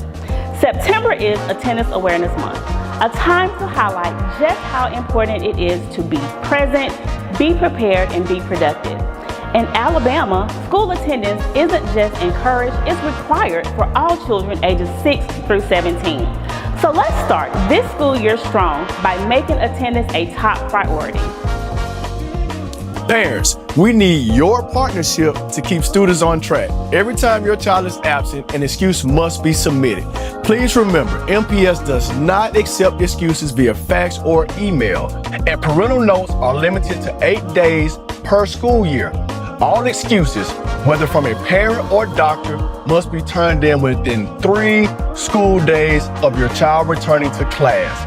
If your child has a chronic illness, be sure to submit a physician's letter so we can properly support their attendance plan. Staying informed is key. Log into Power School to monitor your child's attendance, grades, and class schedule. Also, please ensure your contact information is up to date.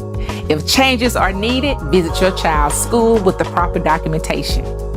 Let's work together to stay connected and engage in your child's success. For any questions or concerns, check your 2025-2026 school handbook, or feel free to contact our office directly at 334-851-4827. We're here to help, and we're committed to supporting every student and every family.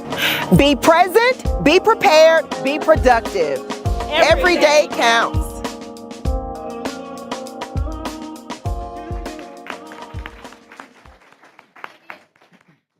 Make sure you follow Montgomery Public Schools on social media. It is a great way to stay connected and up to date on all things at MPS. Thank you.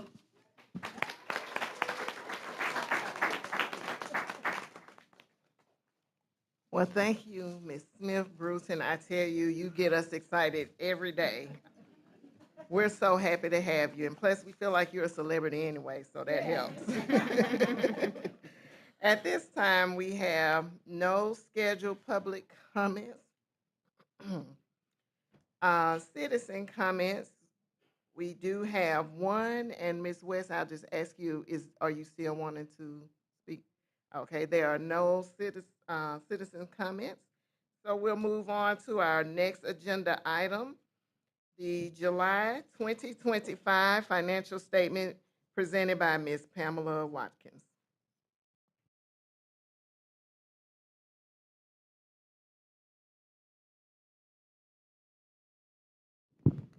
Okay, you should have before you the financial report for the month of July. July represents the first month of the last quarter of the fiscal year. In your package, you should have your explanation of financial data, which provides just an overview or a statement from myself of any financial things that I choose to point out in the financial packet. You also have your snapshot analysis. The snapshot analysis is a high-level overview of the district's financials at the point in time that we're reviewing, which right now that's July of 2025. Additionally, you have a general fund balance recap, which takes our fund balance at the month of July and breaks out those funds and what funding sources funds are remaining in. You also have the monthly percentages. Being that July is the first month of the final quarter of the fiscal year, it represents 75% of expenditures. Also, you have your monthly and annual comparative statement of revenues and expenditures. That is a financial report that compares the financials of July 2025 to July of 2024. And then you have a statement of cash flow, which provides our inflows and outflows for the month of July. Additionally, there's a pie chart that provides a visual of that, and then the F exhibits, which are reflective of the information that is uploaded to the State Department.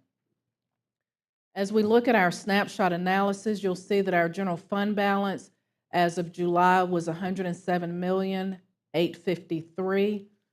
You also see a comparison of the payroll expenditures from July 2024 through July of 2025. The variance there is probably considered significant to most, but what that indicates is that we actually paid summer school payroll in the month of July this year, whereas last year we paid it in the month of June. So in actuality, when I back that out, the payroll expenditures are actually comparable to July of 2024. In addition, you have your local revenue comparison, and then again, as I stated, we have our general fund balance analysis. As it relates to the general fund balance, although the balance is $107 million at this point in time, you'll see the breakout of fund sources that are actually tied specifically to the fund sources that the dollar value is listed next to. Transportation's at about $7.5 million, meaning that those funds can only be expended on transportation. We have some governor's turnaround money at $2.1 million, if I'm looking at that correctly. We also have our foundation allocation remaining. A lot of these are funds that have to be expended by the end of September. And as I look at and analyze where we are as of today, we will expend the grand majority of these funds. As of July, our local fund balance was $84 million approximately, and we're still in line to end pretty much where I anticipate us ending as of September 30. Are there any questions?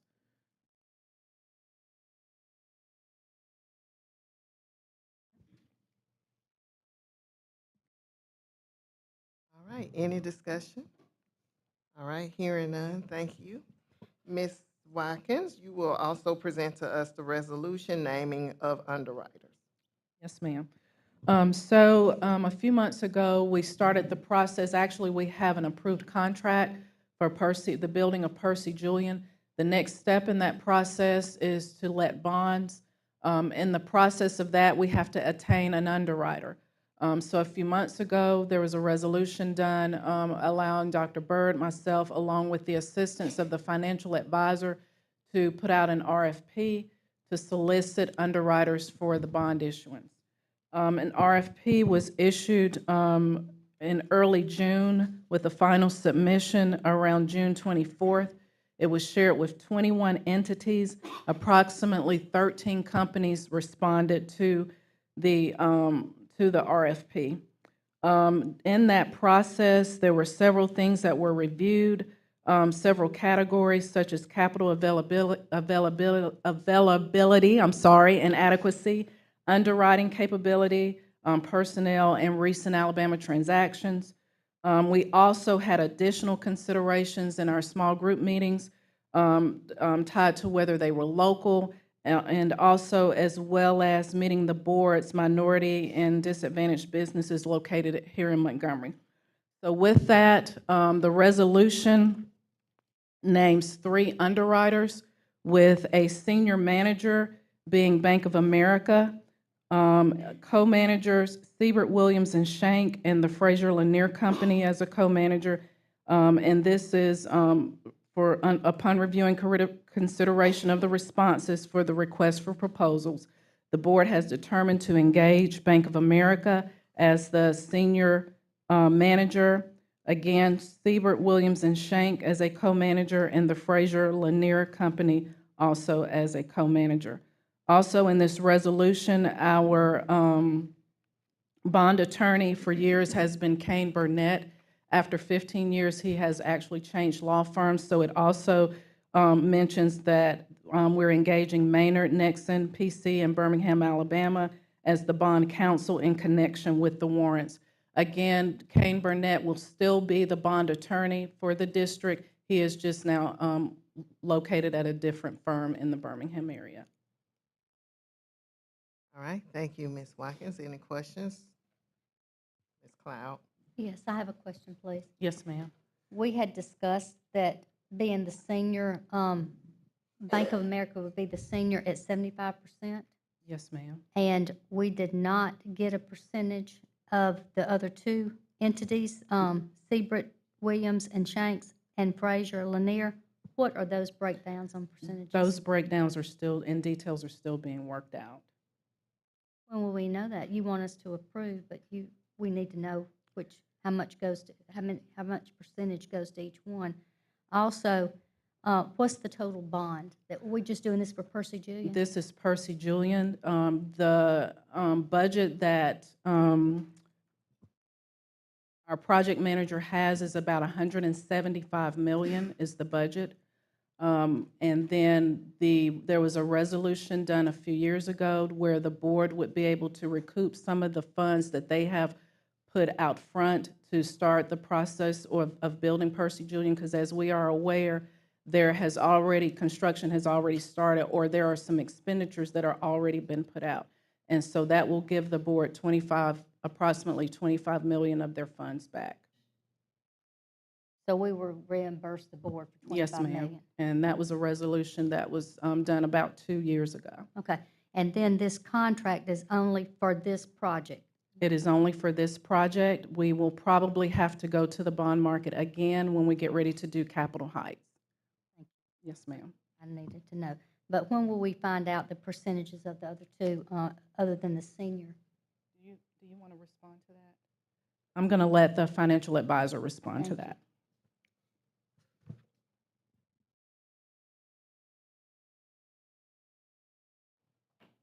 Good evening. Chris Williams with Rice Advisory, serving as the financial advisor to the board. Those percentages are something that we can discuss, and we can do that tomorrow if you would like. We've been discussing the percentages. We have been, but I thought by now, when we approve this proposal, that we would have those numbers, and we're still working on those numbers? Yes. Okay. Let me ask one more question. The 175 million, the 25 that's going to be reimbursed to the board, is that taken out of the 175, so that leaves 150 million? No, the bond issuance will be for 200 million. 200 million? Yes, ma'am. Approximately. Okay, thank you. Okay. Yes, this was a reimbursement. Excuse me, I'm not a lawyer, but the reimbursement resolution allows the board to reimburse themselves for expended funds on a tax-exempt borrowing basis. This was getting the funding amounts correct. I didn't know if it was coming off the 175, the 25 million, or we were additional, and it's additional to make up to being 200 million. Is that correct? Correct. Okay. All right, thank you, Ms. Thank you. Cloud. Ms. Portis? Chris, before you get away. Sure. I thought I understood that the division between the other two would be, the consideration would be what they could handle, and then how you divide them. Because we are going to use them if we make the division, is that correct? Yes. So the percentage then, and I know it's important to Ms. Cloud, but we're going to use them, and you're going to make sure they don't overextend themselves. That's correct. Then the percentages will work out how they work out, so we will get what we need. That's correct. And one other thing, the number of firms does not change the amount paid for underwriting services. That's what we're talking about, the percentages split. I guess I just wanted it to be clear for all Right. to know, Yes, since ma'am. we're being transparent. Yes, ma'am. That's what I was doing that for. Okay, I had one other question, and it slipped my mind. Okay, thank you. All right, thank you, Ms. Cloud. Thank you, Ms. Watkins. Our next agenda item will be Dr. Shanice Williams, Innovation Waiver for Overage Students. Good evening, Madam President. Good evening, Superintendent Dr. Byrd and members of the board. This evening, I will be discussing an innovation waiver. Hold on. There we go. The purpose of this presentation is to seek approval to submit a innovation waiver for our overage students here in Montgomery Public Schools to the Alabama State Department of Education, referencing grades 4th through 8th grade. The innovation waiver turnaround time, once we submit on behalf of Dr. Byrd, is about a 60-day turnaround to get approval back from the Alabama Department of Education. This process consists of submitting an application. It consists of a letter of an intent, a resolution letter, a flexibility agreement, a final innovation plan, as well as a description of the program, which I'm about to discuss momentarily. Okay, in Montgomery Public Schools, what we are seeking to do is have a ESAP and MSAP program, and what that stands for is Elementary School Acceleration Program and Middle School Acceleration Program. This program is designed to for students to achieve 2 grade levels in 1 academic school year through blended instruction, direct instruction, computer-assisted instruction, which may look like Progress Learning, Schools PLP. It may look like HMH, our many computer-based programs to assist students who are 2 academic grade levels behind based on their date of birth in their current grade level. So we're looking at addressing specifically in elementary school our 4th and 5th grade students and our 6th and 7th grade students in middle school. The academic focus of this is to ensure that they receive remediation, they receive intervention, and what this actually looks like is year-round school. So these students would enter school in August, which I know we're already into the first 9 weeks, and so with your approval of this innovation waiver, they would begin second 9 weeks and continue to July of 2026. So once with this approval, year to year, it will look like students enter in August and end in July. So the criteria for this program, as I stated, ESAP and MSAP is the acronym, is students must be first identified by central office as over age. Students may recover at least 2 academic grade levels in 1 school year, as well as they will simultaneously work on 2 grade levels. So while they're in 6th grade, they will work on their 7th grade work as well. They will have to attend extended day, summer school as well, and any tutoring services that are offered by their zone school. So we're not asking that they leave their current school building. We're asking that these programs are maintained within their current school building that they're zoned for. Parents of participants will be contacted. There will be initial parent meeting. The principals are familiar with this program. And like I said, parents will be contacted, principals. It's inclusive of the school counselor, the teachers. So it takes a village to do this particular program to ensure that these students who are behind 2 academic grade levels receive the academics that they need. So currently here, you see our current overage students in the district in grades 4th, 5th, 6th, and 7th grade. Currently in elementary school for 4th grade, we have 50 students. 5th grade, we have 34 students. 6th grade, 39. 7th grade, 54, at a total of 177. Now you may ask why we are not considering K-3, but due to the Alabama Literacy Act, students will be excluded in grades K-3 from the ESAP and MSAP program. Why not high school students? Students in grades 9 through 12th grade, they can receive assistance in the evening academy at their zone school or night school.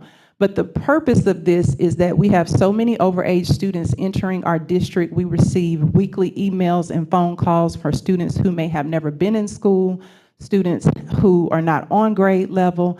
And so if we can catch them in elementary school in 4th grade and assist them to the 8th grade, then they will enter high school in their correct cohort. So that is the purpose of this. So here just outlines the stakeholder responsibilities. Like I said, it takes a village from the principal's responsibilities. We are not excluding special education students, so this is for any student, ESL, special education, and I've met with our director of special education about this program specifically, and so she has helped write these responsibilities. The school counselor is crucial for scheduling purposes to make sure that they are properly scheduled, and as well as the teacher, the core teachers are crucial in this. And I know we have a lot of non-certified teachers, so these look like our core teachers, our veteran teachers, to the best of our abilities that are working with these students to ensure that they receive the proper remediation and intervention that is needed. Here, what you are looking at is what we call an academic transition plan. Our students in Montgomery Public Schools are so transient that if they begin the program at just say one middle school in particular, we've created an indicator in our Power School platform that says ESAP or MSAP, so they will be coded, as well as this academic transition plan consists of convening a team at that particular school to see what needs are in place. That may look like the interventionist, the academic interventionist, the teacher, the principal, the counselor, the MTSS facilitator. So there'll be a team for this academic transition plan. So when they decide to transfer to another middle school within our district, the academic transition plan follows them and they're coded in Power School, so that way they can continue the program wherever they go in Montgomery Public Schools. So our steps to success look like once the board approves for the superintendent to submit the innovation waiver, the Alabama Department of Education will respond to the superintendent in writing in 60 days. The second step is once the State Department has approved it, the Executive Director for Curriculum and Instruction, which is myself, will schedule a meeting with school principals, school counselors, and other appropriate parties. During this meeting, students will be identified. There will be a parent meeting scheduled to provide an overview of the ESAP and MSAP program to parents and students, excuse me. After the meeting, the expectation is for principals and for counselors to introduce it to their staff, go ahead and schedule the students, and hopefully we can start second 9 weeks. Students will be expected to attend, as I stated prior, extended day programs, summer school, any tutoring services that are offered by their school. and that the school offers, and they must simultaneously work on their current grade level and their next grade level. If we start in second 9 weeks, it'll be October through July if needed. Students will be marked, as I stated, in Power School as ESAP or MSAP. So if a student transfers, the academic transition plan will transfer with them, and it will be in their CUME-FOLD record. And this program will allow students to enter high school on track who may currently not be on track. Before I speak about the next thing, are there any questions about, yes, ma'am. Are there any questions about the ESAP or MSAP program? Any questions? I'll start with Dr. Coleman and then Ms. Cloud. Yes, thank you. I was excited when I saw this. I think being proactive about helping our students in this way is an excellent idea. My question, in the intro, the 8th graders are noted in the expected outcomes and purpose. We look at grades 4 through 8. But when in the written narrative and the narrative this evening, we hear 4, 5, 6, 7. Where do 8th graders fall in this equation? Yes, ma'am, great question. So when they work, so the 8th graders are not excluded. So if I'm a current over age 7th grader, I'm working on 7th and 8th grade. So our program that we have at McIntyre under Dr. Williamson's supervision, 8th graders have an opportunity to do over age. Well, they have 7th and 8th grade, and they have 9th through 12th grade. So they have an opportunity to do the over age program at McIntyre as well. So the students that I'm catching in ESAP, MSAP, it doesn't exclude 8th grade. So if they don't get into McIntyre per se because of the number of seats that are available, then yes, they can still do it at their middle school. Did I answer your question? Well, I think I'm going to be comfortable with it because eventually when they get to 9th grade, they have those over age options that go with 9th graders. I just wanted to see where our immediate plan took care of some of their needs. Yes, ma'am. So we are going to cover the 8th graders, but because we don't necessarily want those 8th grade middle schools to leave the building, like if they don't get into McIntyre, they can still stay in middle school and still simultaneously work on 9th grade while they're in their middle school building. Thank you. Yes, ma'am. Was there another question? Okay. How are you showing, all right, they're going to be doing both grades. How are you going to assure that what needs to be done for 4th grade and they're doing 5th grade at the same time? What is your benchmark? What is your testing out? What is your criteria to show that they have met those standards for those grades? So, great question. They will be assessed actually even more so than our traditional students because we're going to have the progress monitoring and benchmarks along the way.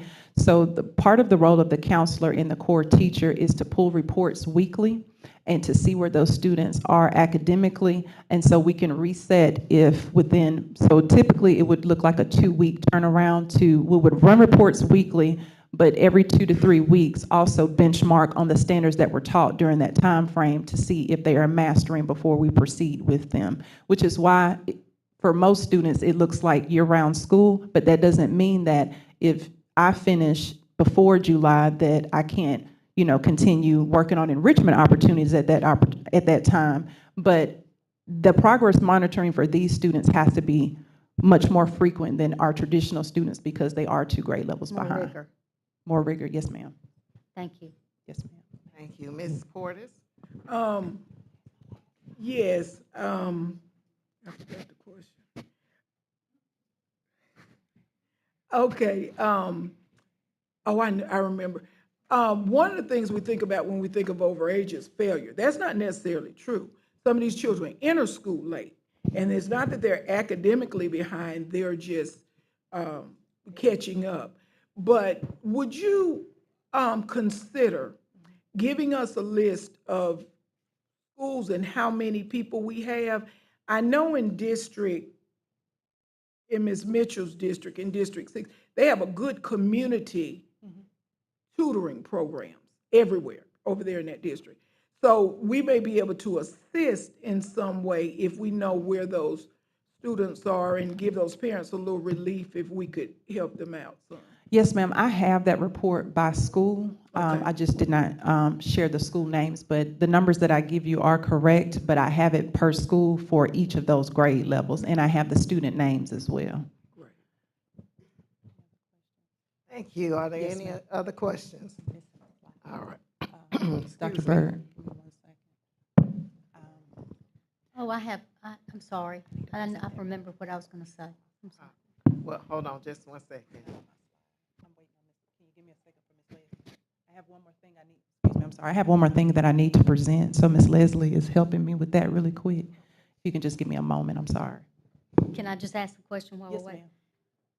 Will you come and give us updates? I want to hear updates on how this is working, since this is a pilot program. I know that other systems, but I want to know for us. I'd like to hear updates on how we're progressing with this innovative idea. Yes, ma'am, and just while we're waiting on that, we've had this program in Montgomery Public Schools before, several years back. You had it at Yes, Hughes. ma'am. And so once leadership changed, programs changed, but when we had the program previously, it was very successful. Yes. So I just wanted to state that. So it may be new to some ears, but it was in Montgomery Public Schools from 2013 to about 2017 during that time. Yes, ma'am. Thank you. You got it? Okay. And I apologize. I was missing something else that I needed to present. Okay. Thank you. Go back. Okay. Okay. So aside from the ESAP, MSAP program, I have one other thing that I would like to present as an amendment to our 25-26 virtual school handbook. Our current virtual school program has students taking access courses here in Montgomery Public Schools for our rising 9th through 12th grade 9th through 12th graders. They are on track to graduate with cohort with the minimum of Carnegie units for grade level. What I would like to present tonight is a new component to our virtual school handbook, which looks like the virtual alternative program. This program will allow students to take courses by a provided vendor, which could be possibly schools PLP, Progress Learning, or some type of computer-based assisted program. Serving students in grades 6 through 12. Students being, student placement will be identified by Student Support Services. It establishes an alternative disciplinary measure in addition to students being placed at McIntyre. Currently, if this is approved, we have 2 retired teachers that will be hired to facilitate the computer lab here in our leadership building and the computer lab right here on Tuesday and Thursdays from 1 to 4 p.m. And that's if these students need face-to-face academic assistance. With the support of the Office of Curriculum and Instruction, the district will continue to follow the established policy and procedures for students with disabilities. So what I'm asking is for this amendment for our virtual school handbook to be approved with the virtual alternative program for students who have been placed by the Office of Student Support as an alternative option to McIntyre. Yes, ma'am. Actually, Ms. Portis had a question. Ms. Cloud. Thank you. Okay, just before I get too excited. So they don't have to go to Access. They can get this course by an approved vendor as opposed to Access. So that's a great question, Ms. Portis. So for our current virtual school program that we have, the students use Access. Right. So what I'm asking is that we're adding a component to our virtual school handbook separately for our alternative students through due process or expulsion. So this is a virtual alternative program for those students that may receive 45 days at McIntyre.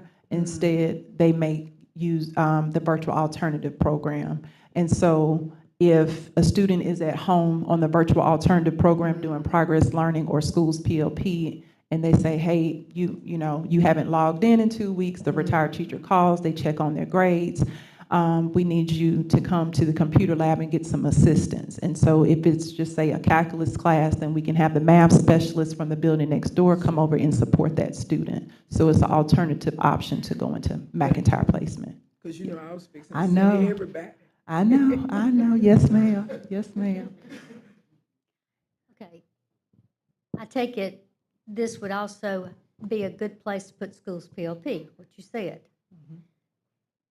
Would they have access to that program? Because I'm hearing that we're not giving full access to everyone with schools PLP, and that would help a lot. So they would have access, these 2 retired teachers for schools PLP, and they can determine and have conversations with them to set up the plan for them, because I know schools PLP offers that. So yes, ma'am. So we, with the retired teacher fair that we had, we looked through applicants specifically that had technology backgrounds. So I met with Ms. Star Plump, who's our retired teacher coordinator, to identify some possible applicants that are tech savvy so that they can receive training in schools PLP if needed and assist the students and monitor the students' progress. Thank you. Yes, ma'am. Madam President. Yes, Ms. Dr. Key. I want to make a comment, Dr. Williams. I will say that our superintendent couldn't have put a better person in charge of this, and I knew you would do a great job, so thank you. I do want to say on the last thing where you talked about the alternative program, this is exactly what I was talking about during the budget meeting, which was probably out of place, but it was in place because we do have a problem specifically with 9th graders. And it's not every 9th grade, but it's 9th graders that are wanting to show out. It is almost gaining a notch on their totem pole to be bad. I had a gentleman that's still in the audience. I'm looking at him that I met him, and he came up and thanked me and said it's the first time he's heard something where we are all going to stand together in unison to stop the discipline problems. And I want to suggest that it is like what Ms. Cloud said, that it's schools PLP. That is something new to the system. It is something that we are aware of. I've actually sat through the classes. It does 80 different languages. I worked hard to get that into Montgomery Public School system. It assures us and the public that it is actually educating those students. And if they can't behave at school, then they're going home for 45 days, not to an alternative school, which is what they want. We're sending them home. And if they want to come back and be bad, they can get another 45 days because we're not putting up any more with the bullcrap. It's zero tolerance. And like I said, I gave my number, and I'll do it again, 334-546-0693. If you have any problems, principals, teachers, whatever, I'll be your hotline, okay? And I'll make sure any student that's sent back ain't coming back. And I hope everybody heard me. Replay it. Thank you. Yes, ma'am. Are there any other questions? Are there any other questions? There's one more question, Ms. Porter. Dr. Williams, Yes, ma'am. can we look at this maybe next year for, and Ms. Enfinger know where I'm going with this, for the students that are sitting in classrooms that are above that grade level, and we keep them there. And then in the summer, we put them in that same classroom. Can we think about them and where they can go to accelerate? Because that way we don't lose them when it comes to 3rd grade. We don't have to worry about them reading and doing. I know you and I had that conversation. So Yes. for next summer, absolutely. Thank Yes, ma'am. Any other questions? Thank you so Because much. that 3rd grade is the literacy mandate for 3rd grade. So I understand that's I'm glad you brought that up. Thank you so much. All right, thank you so much. All right, our next agenda item will be Mr. Jason Isaac, District Title I, Part A, Family and Community Engagement Policy. Good evening, Madam President, Dr. Byrd, and fellow board members. Thank you for the opportunity to come and speak before you today from the Office of Federal Programs about, there it is, Board Policy 6.27, which is parent and family engagement. The proposed revisions or updates to this is to have 3 main objectives. Number 1, to ensure alignment with the federal law, Elementary and Secondary Education Act, Section 1116, does have very, very specific guidelines that need to be followed by each of the local education agencies, and we want to make sure that that is included in the board policy. We also want to revise the language and format to make sure that it's more parent, or what we like to say, family and community engagement friendly and accessible to families, as well as strengthen two-way communication. So we're going to go through very, very briefly the board policy, just current and where we look to go from here. So currently there is 4 subsections, starting with purpose, definition, and rationale. There's going to be very, very limited changes to those first 3 subsections. We're going to take exactly what's there, and there's a couple capitalizations and a couple minor word changes that we're recommending that should be a part of the packet that you have. The 4th subsection, however,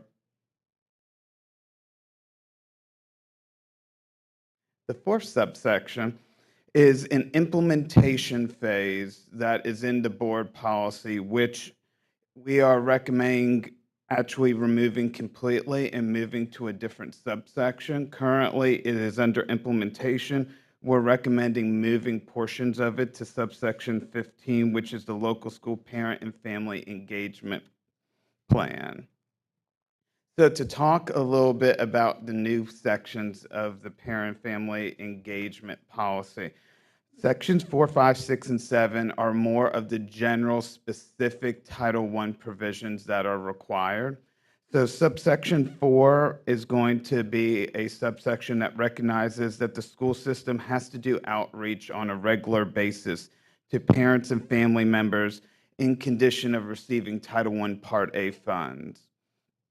Subsection 5 is going to be meaningful consultation, which ensures that MPS in all Title I Part A programs, activities, and procedures that are developed or implemented is through consultation with parents, community members, and families.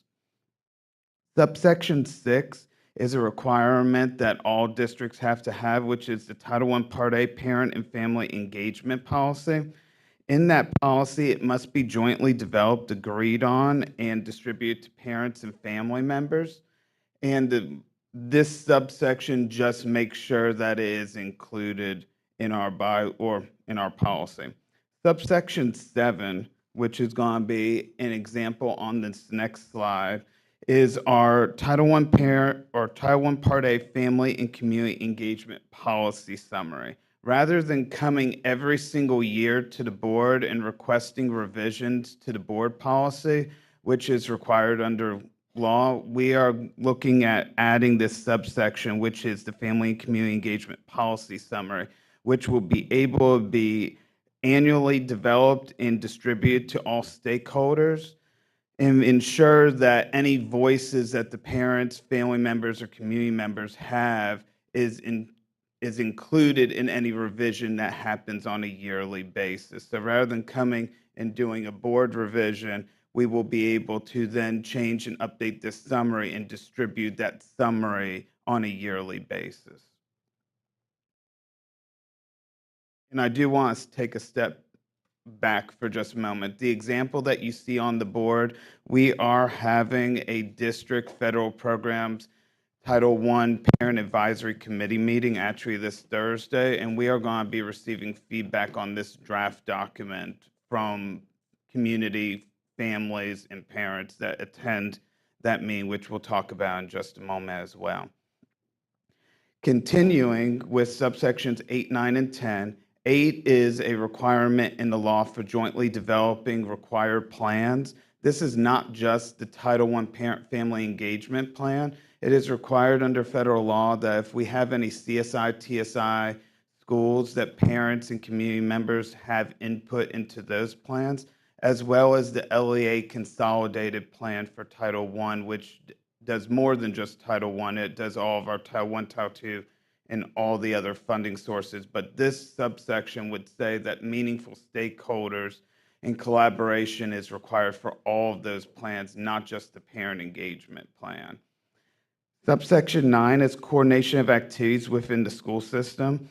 It is required that the school system or MPS provide coordination, technical assistance, and other forms of support from our office and the Office of Federal Programs to local schools. Because local schools, all 49 of ours, which we'll talk about in the work session, is required to have technical assistance and support in developing any of those plans as well as activities. Subsection 10 is coordination with other laws and programs. We're required to integrate any federal, state, or local parent family engagement programs into the Title I Part A programs. So for instance, we have preschool, we have HIPPY that also is integrated into Title I, as well as several transition programs. Almost done, I promise. Subsection 11 is an annual evaluation. We are required annually to provide a survey to stakeholders to get feedback on how our parent-family engagement plan is being implemented and run. We did release that survey this fall. We have to date, I actually just checked before I came up, we have 348 survey completions. So for 2 days of the survey, I'm pretty happy with that number. Now, I would like that number to be in several thousands by the end, and we still have about a week and a half left. And we will be able to disaggregate that data by school, but this will include that is an annual requirement, even though I can't submit my consolidated application without doing it anyway. Subsection 12 is policy revision. From that annual evaluation survey, we are required to annually revise everything regarding the parent-family engagement plan, so this includes that. Subsection 13, I think, is one of the most important subsections that's being added, and this is the Federal Programs Parent Advisory Committee. It is required that as a district, we get all stakeholders to the table, from parents, family, guardians, community members, teachers, administrators, board members, other stakeholders around the table, and look at the entire federal programs from funding to programmatic to evaluation all the way through. So we are actually hosting that meeting, and there is the flyer that went out at the bottom right-hand corner. To date, we do have 31 people that have RSVP'd. My goal is to have it at 120, but we are good right now with 31. Anyone that does attend, even if they don't RSVP, is welcome. It is a district-wide meeting for all stakeholders to come and attend. And then subsection 14 is the Title I Part A Parent and Family Engagement Reservation. We are required by law to reserve at least 1% of our Title I allocation to parent and family engagement initiatives. I am actually happy to report that we exceed that 1%. Some districts in the state do not, but we do. So we do utilize our Title I funds in strategic ways. And then the last subsections that we'll discuss, and then I'll have it open for questions, is subsection 15, which is the Title I Part A Local School Parent and Family Engagement Plan. We are required at a district level to have a policy. Each school is required to have a plan that has to be individualized to their independent school, because we know that elementary school is different than middle or high school. A school that is more suburban is different than in the middle of Montgomery or in different areas. So it has to be strategically worded to meet the needs of the stakeholders for that school. Subsection 16 is building capacity for parent engagement.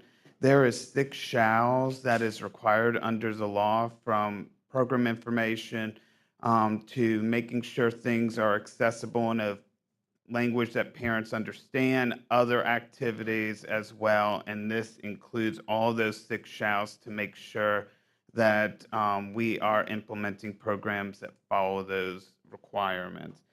Subsection 17 is accessibility, which ultimately says that everything that, at least at the Office of Federal Programs, will put out will be accessible to all parents and stakeholders in a language that is easy to understand. We know that it isn't just languages that require this, but educationese can be difficult at times. There's a lot of acronyms and jargons that come through the education world, so it is required that we break that down and make it into a language that's easily accessible to parents and other stakeholders. And then the last one is policy review. This would be an acknowledgement that the SCA, which is the AOSDE, does have the right, and every 5 years they do come and they monitor our parent-family engagement, which in our district, we're trying to move to family and community engagement. And they can give feedback and request changes to that policy during the compliance monitoring process. So, questions? Madam President. Dr. Keith? Just a couple things. A request. Since some of that is new, subsection, I was looking for all this subsection, since there's like 17. Yes, Can we ma'am. get a copy of that? Because I don't think we have that. That's not on, I mean, I haven't seen it. I mean, it's not in front of me. Okay. So it'd be For- nice to be, that's so many to remember. Yes, I'd, ma'am. I'd like to, it was, if somebody brings it up to me, I'd like to be able to find it. I totally understand. I apologize. I was under the impression that in the system that that document was uploaded. I can make You sure do? that and I can make sure it's actually up there. I can make sure that you guys have access in that document that is now there that you can see. You will notice that it is redlined, so you can see anything that's being added and anything that's being taken away is black and it's crossed out, where there is very limited that's actually being taken out. Most of it that's being added, I don't want to say it's copied directly from the law because it wouldn't make a good board policy if we used exact federal language, but it ultimately is a copy paste with some changes. Okay, and the other thing, Mr. Isaacs, is you spoke of the survey and the data, and that you already have, and those numbers are great to have done those in 2 days. I'd love to see the same figures that you're thinking in your head too. But will that data be shared with us? Two, can you get with maybe Rosanna Bruton or something like that, and maybe post that on our website, because it's kind of nice for parents to see what other parents are saying. Where there could be a tab where they could go to the parent engagement survey once it's done and they see the data. Yes, ma'am. So on two different sides of that, once we get all of the data from the survey, I do have compliance officer team, and several of them are here, so I want to thank them for being here as well. But they will do an infographic by school, which we will first provide to the schools because they're supposed to use that data in the designing of their Title I program. We will also do a district overview in essence, and that will be shared with pertinent stakeholders because I have to include that evaluation in my upload to the State Department anyway. So before that happens, I can make sure that a copy also goes to the board in the weekly updates that you get. Okay, thank you. Absolutely. It used to And- be Excuse me, under Ms. federal Cloud, programs. real quick, let me just say this. Dr. Keith, the presentation is in the assembly for your review. It's in there. I'm sorry. I just want. That used to be under the section when you drop down federal programs, but you're right, I'd like to see it in the front of our website so parents don't have to think about how to find it, but it was there at one time because I remember looking at it. Thank you. I can also say, and I apologize, that the Office of Federal Programs is trying to be very strategic with outreach because we're needing a lot of data sources in order to complete our application. So as we get more data sources, I would love to work with communications to make sure that we are fully transparent, everyone has the data. I'm on Assembly, but it's not on here. Yeah, we'll show it to you. Oh, okay. Got you. All right. Okay, got you. All right, thank you so much. Is that it? Any questions? All right, thank you. Thank you so much.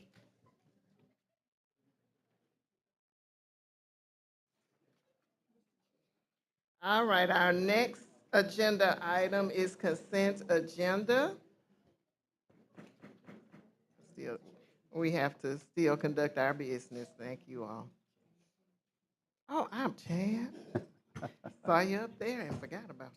It's okay. All right, I do apologize. Mr. Chad Anderson will bring to us the 2025-2026 renewal of ATBE Automobile Fund Participation and Coverage. Good evening, Dr. Byrd, Ms. Watkins-Smith, Ms. Portis, and members of the board. The ATBE renewal is just a renewal of our insurance policy with our white fleet and yellow fleet buses and our work trucks and things like that. So that's all that this is for. It's a yearly renewal. All right, are there any questions? Thank you, Mr. Anderson. Now, Dr. Byrd, we are moving to consent agenda.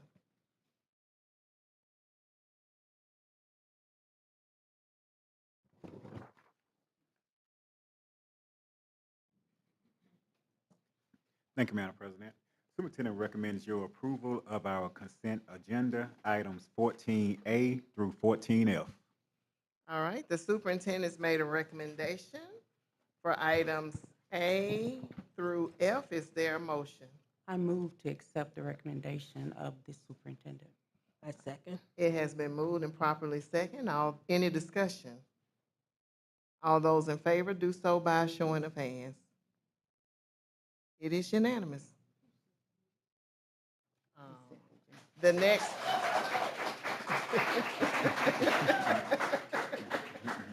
Not yet. We do know what that applause is for. You're welcome. And we're so excited for you as well.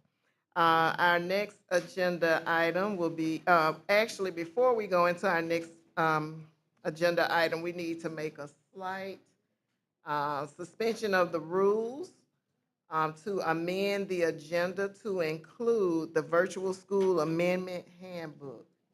Is there a motion to suspend the rules to add this to the agenda? This is by way of the superintendent. Madam President, I move that we suspend the rules. All right. Second.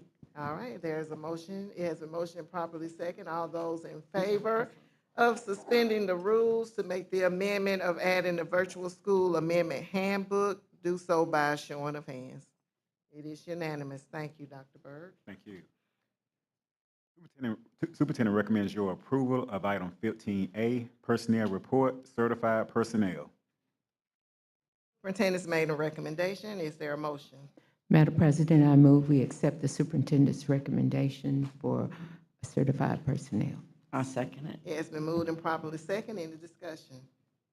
Hearing none, all those in favor of the superintendent's recommendation do so by showing of hands. It is unanimous. Dr. Byrd. Thank you. Superintendent requests your approval for item 15B, personnel report, classified personnel. The superintendent has made a recommendation. Is there a motion? Madam President, I move that we accept the superintendent's recommendation for personnel report classified. Is there a second? I second. It has been moved and properly second. Any discussion? All those in favor do so by showing of hands. It is unanimous. Dr. Byrd. Thank you. Superintendent requests your approval of item 15C, personnel report, teams. Madam President. Go ahead. If the superintendent's made a recommendation, is there a motion? I'm sorry. Madam President, I move we accept the superintendent's recommendation for personnel report team. I second it. It has been moved and properly second. Any discussion? Hearing none, all those in favor do so by a showing of hands. It is unanimous. Dr. Byrd. Thank you. Superintendent requests your approval of item 15D, resolution naming of the underwriters. Superintendent has made a recommendation. Is there a motion? I move to accept the recommendation of the superintendent for the resolution of naming of underwriters. I second. It has been moved and properly second. Any discussion? Hearing none, all those in favor do so by a showing of hands. It is unanimous. Dr. Byrd. Thank you. Superintendent recommends your approval of item 15E, virtual school amendment handbook. The superintendent's made a recommendation. Is there a motion? Madam President, I move that we accept the superintendent's recommendation on virtual schools amendment. I second It has been moved and properly second. Any discussion? Hearing none, all those in favor do so by a showing of hands. It is unanimous. See. All right. This I'm sorry. You had to do teams. We didn't do the teams. We did Oh, teams. Did I miss it? Raise my hand anyway. Raise- Sorry. Sorry. All right. Our next scheduled board meeting, actually on September the 11th at 4:30, we have a special call meeting for budget hearing number 2 in the training room 1. And our next regular scheduled board meeting will be October 14th at 5 o'clock in the training room 1. This concludes our board meeting, and we'll go transition into the work session.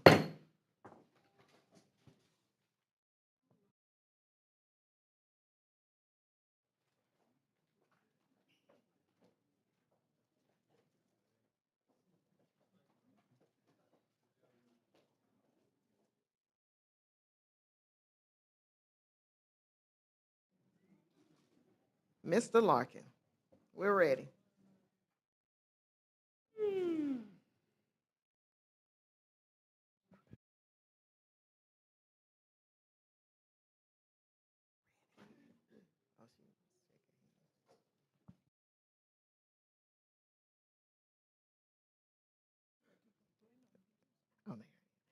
All right.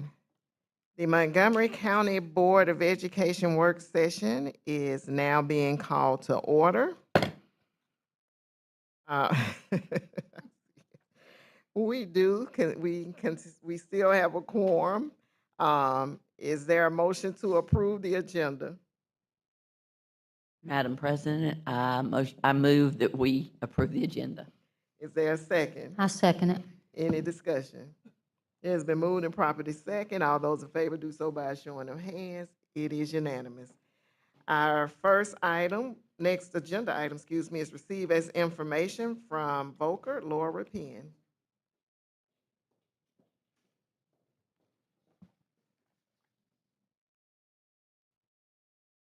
Hello, good evening. Evening. Good evening. We're going to dive straight on into CIP program for the month of September. We're going straight into Percy Julian High School, recording at 7% overall project complete, and we're still target for a December 2027 turnover date. Mostly right now, what we've been dealing with for the past month is just mass grading. We've got the building pad A and C, which I've got an example where it shows just where we're at on the north portion of the property. Both A and C building pads are to grade, and we actually started opening up and digging footings, structural steel footings, with concrete being poured on the 5th of September. Here's our aerial photograph of facing the northwest portion of the site. Again, another aerial photograph of the north-northeast view of the campus.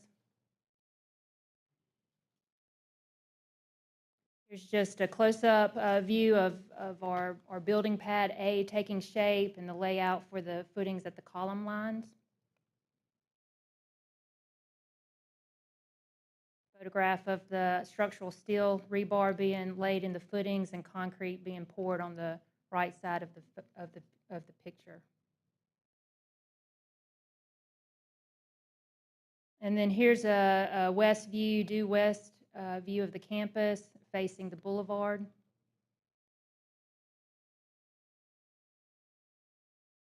And then our south view facing Roy Hodges Boulevard. Moving into South Lawn Middle School, we're currently at 92% project complete, and trying to get the GC onto that anticipated completion date of September 24th. So the good thing that we had, positive things that took place this past month was our overhead, above ceiling overhead inspection was held with the DCM, and it actually passed. So that's allowing the GC to be able to start installing ceiling tile overhead, specifically in the large box area, the gymnasium. We've got a lot of work that was completed on the exterior. Concrete was poured for the sidewalks, as well as the connector back behind the secure vestibule. We've got the connector that was poured between the existing building and the new gym addition. Polished concrete and stain was being applied on the floors. We've also got plumbing fixtures that's being installed. And that's really the big items that took place this past month. Our exterior gym windows were installed. Here's the east side view. This is the concrete connection point between existing building and the new gym addition. And just another view of site work that's taken place.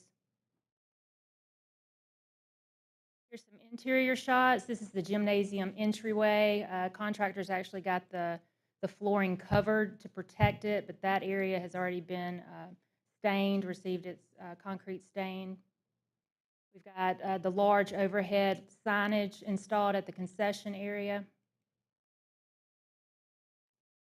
Again, kind of where we were at for the big box gym, waiting for that overhead inspection to take place. And so now that will allow the GC to start ceiling tile, and then we'll start seeing the wood flooring be installed as well as the bleachers.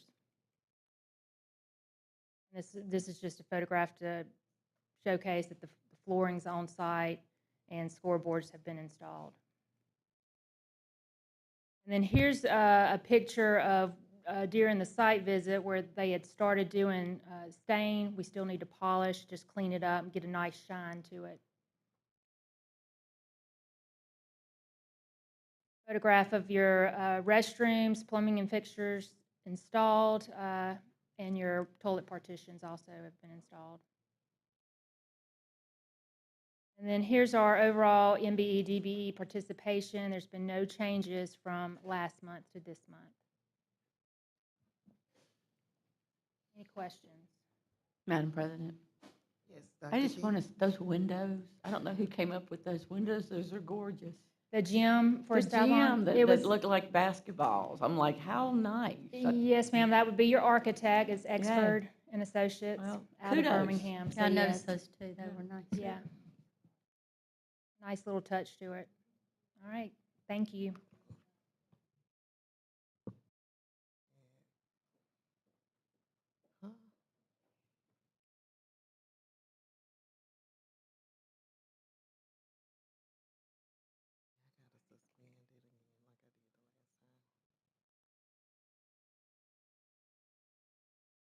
My apologies.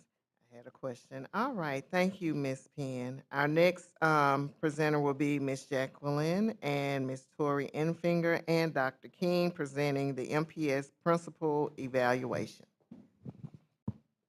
Good evening, Madam President, board members, Dr. Byrd. Thank you for allowing us to speak this evening regarding this information. I'm Tori Enfinger, Executive Director, along with Ms. Jacqueline Campbell, Executive Director. On behalf of the Office of Academics and Accountability, tonight we present to you the proposed principal evaluation system. Ms. Hart is passing around the principal key performance indicators, also referenced as KPIs throughout our presentation this evening. The goal of the principal proposed summative evaluation is to make sure that we strengthen leadership development across our system, as well as accountability. Our expected outcome this evening is to seek board approval to implement a new component to the existing evaluation system for principals, aligned to our district's KPIs or key performance indicators, also aligned with the Alabama Principal Leadership Development System, also known as APLDS, which in turn would enhance the current formative-only evaluation model. Our proposed evaluation on the summative side of things aligns with Dr. Byrd's 100-day plan, phase 3, future vision and long-term strategy. Our goal is to make sure that we have long-term strategic priorities, as well as establishing systems for continuous improvement. Specifically looking at the key action for strengthening leadership and accountability, we want to make sure that we set clear expectations that lead to improved student outcomes.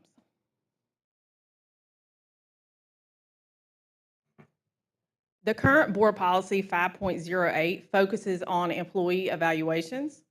In this policy, it states that certified employees other than contract principals will be evaluated in accordance with an evaluation program approved for use by the Alabama State Board of Education, and that contract principals will be evaluated in accordance with rules, regulations, and requirements promulgated by the State Department of Education or as may otherwise be permitted by law. We have worked with Attorney Powell with the new proposed changes that you see in red, which we would propose to add at the end of law, which may also include a summative evaluation component approved by the Montgomery County Board of Education. The superintendent is authorized to develop specific procedures for the summative evaluation to ensure fairness and provide an implementation plan aligned with board policy and applicable law.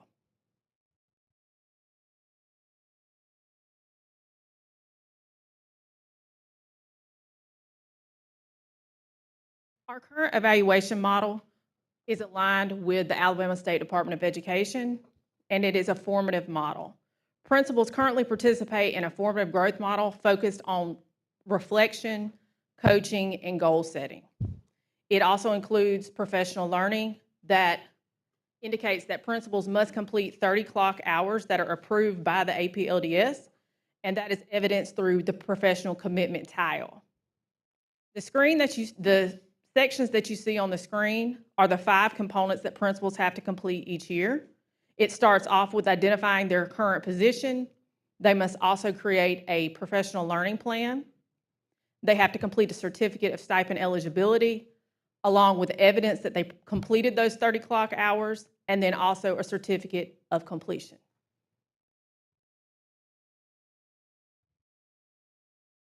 So our current model focuses solely on coaching, reflection, and growth.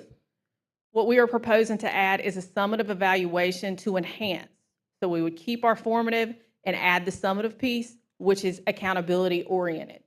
Our purpose is to make sure that we're able to assess the overall performance and effectiveness at the end of evaluation cycles. Our focus is to make sure that we have outcomes and results that specifically align with our district strategic plan, which focuses on student achievement, school climate, compliance, and leadership development goals. Because ultimately what we want this work to do is strengthen our leaders. The timing is end of year and also at the conclusion of the evaluation period. We also propose that this is evidence-based, accumulated documentation from the year that would include formative feedback from the formative side of things, that reflection, goal setting, participating in professional learning, looking at data, and also having principals develop a portfolio of evidence based on the performance metrics of the document that you have, those KPIs. We do want this to have an evaluative tone, which measures how well standards and expectations that are set by the district were met, and the outcome would include a final rating or score, and then it could possibly impact contract renewal or continued employment. My apologies.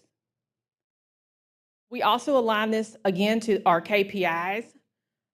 Ms. Campbell is going to share those out more specifically as it relates to the rubric, but we also still want this to be part of the reflective practice, as well as principals completing a self-assessment, having supervisor ratings based on the KPIs, their evidence of impact based on their baseline data, and we'll share some more information about that in just a second, and also end-of-year performance conference, as well as developing that digital portfolio.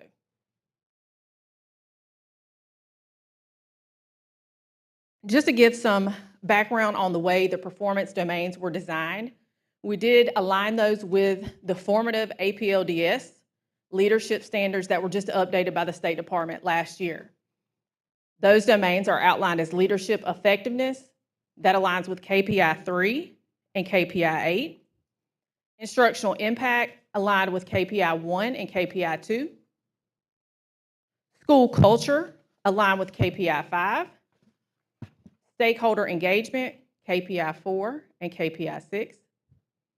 Operational efficiency aligned with KPI 7. When you look at the performance level descriptors, they are levelized into 4 levels, with level 4 being highly effective, exceeding expectations, consistently demonstrating exemplary performance. Level 3 would be effective, meets expectations. Level 2, improvement is necessary, progressing toward expectations. And level 1, below standards, does not meet expectations. Good evening. What you see before you now is the rubrics and performance scale. This is a condensed version. As Tori explained, each of the KPIs are aligned to 5 domains. Those domains in the first column indicates measure of success. So this will be how the determination will be made as to how leadership practices are measured. So from measures of success, you see the 4 level of practice. You see 4, which is exceed, 3, which is meet, 2, which is progressive, and 1, do not meet. Our goal is for all of our principles to fall into the category of meet. If you notice with the first example, meet is simply compliance. So with the development of the tool, we want more than just compliance. We want them to grow. But we also know that every leader is at a different place in his or her leadership years of experience. And so when you look at the KPIs that's before you, the condensed version just gives an at-glance view of what data will be collected to determine meeting or whatever category they fall in for its level of practice. The second image reflects the tool that will be used at the end of the year in order to reflect the performance. And I don't have my glasses. What you see here is for each of the domains is weighted. And if you notice, leadership development has 25%. I have my glasses. I just can't see out of them.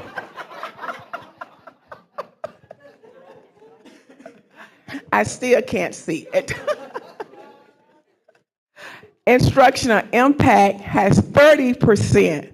So if you notice, instructional impact has the greatest weight attached to it, because when we look at our student achievement, it's based on what's occurring as it relates to instruction. And of course, we want to ensure that our leaders are instructional leaders. And when you look at school culture, stakeholder engagement, and operational efficiency, they're each weighted at 15%. So the calculation process is simple. We will have a walkthrough form. From that walkthrough form, we're going to be collecting data when we have our site visits, when we are monitoring the implementation of the formative assessment. So we will be collecting data throughout the process. So the example that's highlighted in red, this particular leader for leadership development, based on the evidence, earned a score of 3. And instructional impact, a score of 4. So for each of the scores that were earned based on the evidence, it's multiplied. So once we add that weighted score, we're going to get the overall score. So from that overall score, we have the range for the final score. For this example, 3 falls within meets expectation. So this is what it looks like in terms of collecting the data and at the end of the year, considering the level of performance for the principals. Advance it for me. This version here is an expanded version. We have expanded version for each of the 5 domains. And the first indicator, key performance indicator, we have listed the actual evidence or the measures for KPI 3, KPI 8. So there are multiple data points that principals will utilize in order to show where they are in terms of meeting. But again, our overall goal is for all of our leaders to perform at meets expectations. And so just as an example, meets expectation for domain 1, leadership effectiveness, serves as the instructional leader, completing 100% of evaluations on time with actionable feedback, leading to at least 80% of teachers improving, leads monthly PLCs, a minimum of September to May to include collaboration, data-driven discussion, and sharing best practices, aligns the school mission and vision with district strategic priorities, includes stakeholders in the development of school goals, and communicate goals to stakeholders regularly at least 3 times a year. What I will say about this is everything that's listed here is no different than what they are expected to do now. So although we are proposing to add this, it's not additional work. This is accountability for the work that you're expected to do. So here, what does it look like for implementation? The goal is to implement this year. But for full implementation consists of 3 years. So if a principal contract ends June the 30th of 2028, there would be 3 years of data that's considered. It will be 24, 25, which is the baseline, 26, as well as ending year 27. So they will go through the full cycle of implementation with this. And so as you look at the KPIs, some of the evidence is increasing student performance, either on the ACAP, if you are in the configuration of K-8, to include graduation rate, and CCR as an example for our secondary schools. So within a 3-year period, you will have been able to show progress as it relates to the KPI accomplishment. For a modified year, this applies to principals who have 2 years remaining on their contract. Contract will end June 30th of 27. We consider 2 years of data, beginning with 24-25 as the baseline, and there will be 1 year of data in which we can look at the ACAP or any of the state summative assessment. Well, we're keeping in mind that because it's not a 3-year period, it's not going to negatively impact the principal.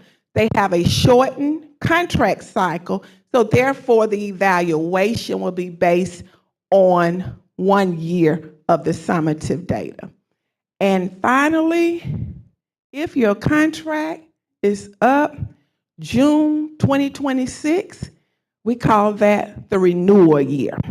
So with the renewal year, 1 year remaining, again, we're going to look at the summative data where we're looking at 24-25 baseline, but we will not have the state data back for 25-26. So those indicators will look like, what are some of your formative data that you're currently utilizing in the school? This may be iReady, it could be Progress Learning, or it could be Alex. And this list is not exhaustive, it's just an example to show the types of formative data that's available in lieu of state report card data. Also, additional factors will be considered, including administrative improvement plans, leadership practices, and contract period performance data to support renewal decisions. And finally, Ms. Enfinger talked about the formative process which is required with the State Department. This is just the timeline. We have been working with our principals They've engaged in training with Dr. Jones from Alabama State Department of Education. They have logged in. Self-assessments were completed September the 5th. We're in the process now of holding those collaborative dialogue for goal setting. I want to point out with the state formative assessment piece, this is where the Principal Mentoring Act comes into play, where they receive a stipend. So in order for them to be eligible for that stipend, they have to complete the PLP by October 1. We have set September the 30th because we know sometimes things happen and we'll have one day as a cushion to ensure that we meet the October 1st. We also inform principals, if you decide to retire this year, that the State Department has put in a timeline. Any principal that chooses to retire in 2026, then they need to complete all of their information by May 1st, 2026. Otherwise, the timeline is June 19th. The final slide relates to the timeline for the summative piece. Now, we engage in multiple collaboration sessions with various stakeholders. Of course, being the superintendent, July the 8th, when we actually presented the draft of this plan. We followed up with a team, or I should say, Tuscaloosa County, where they have been using a summative evaluation piece for years. So we did collaborate to share our draft to get feedback. In addition to it, we currently have a partnership with Hanover Research Company. So to ensure that everything that we looked at, including those performance rating scales, is valid and reliable, they also have a copy of the plan. They're looking at it, and we should be hopefully getting some feedback within the next couple of weeks. The other piece of that is very important that we included principals in the process. So a subcommittee of principals. We had a combination of veteran principals as well as novice principals. So we wanted to roll it out to them to get their feedback and input. And finally, we rolled it out or shared it with the entire leadership body in regards to the plan. And so again, that brings us to tonight, where we are presenting it to you for consideration and next steps. We're going to end with references. Our evaluation system is grounded in research. Do you have any questions? Are there any questions? Dr. Coleman? Yes. That was a lot. Thank you very, very much.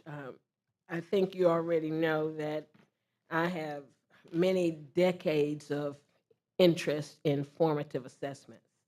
And I'm happy that that's still our framework. I'm concerned when it comes to the summative, and a summative piece is necessary also. I'm concerned about its implementation. You did a beautiful job of explaining, but I think I got a little bit foggy when it came to those principals whose contracts might be up this June. I think I heard you say that the summative piece will not negatively impact them, but can you tell me one more time what their process looks like?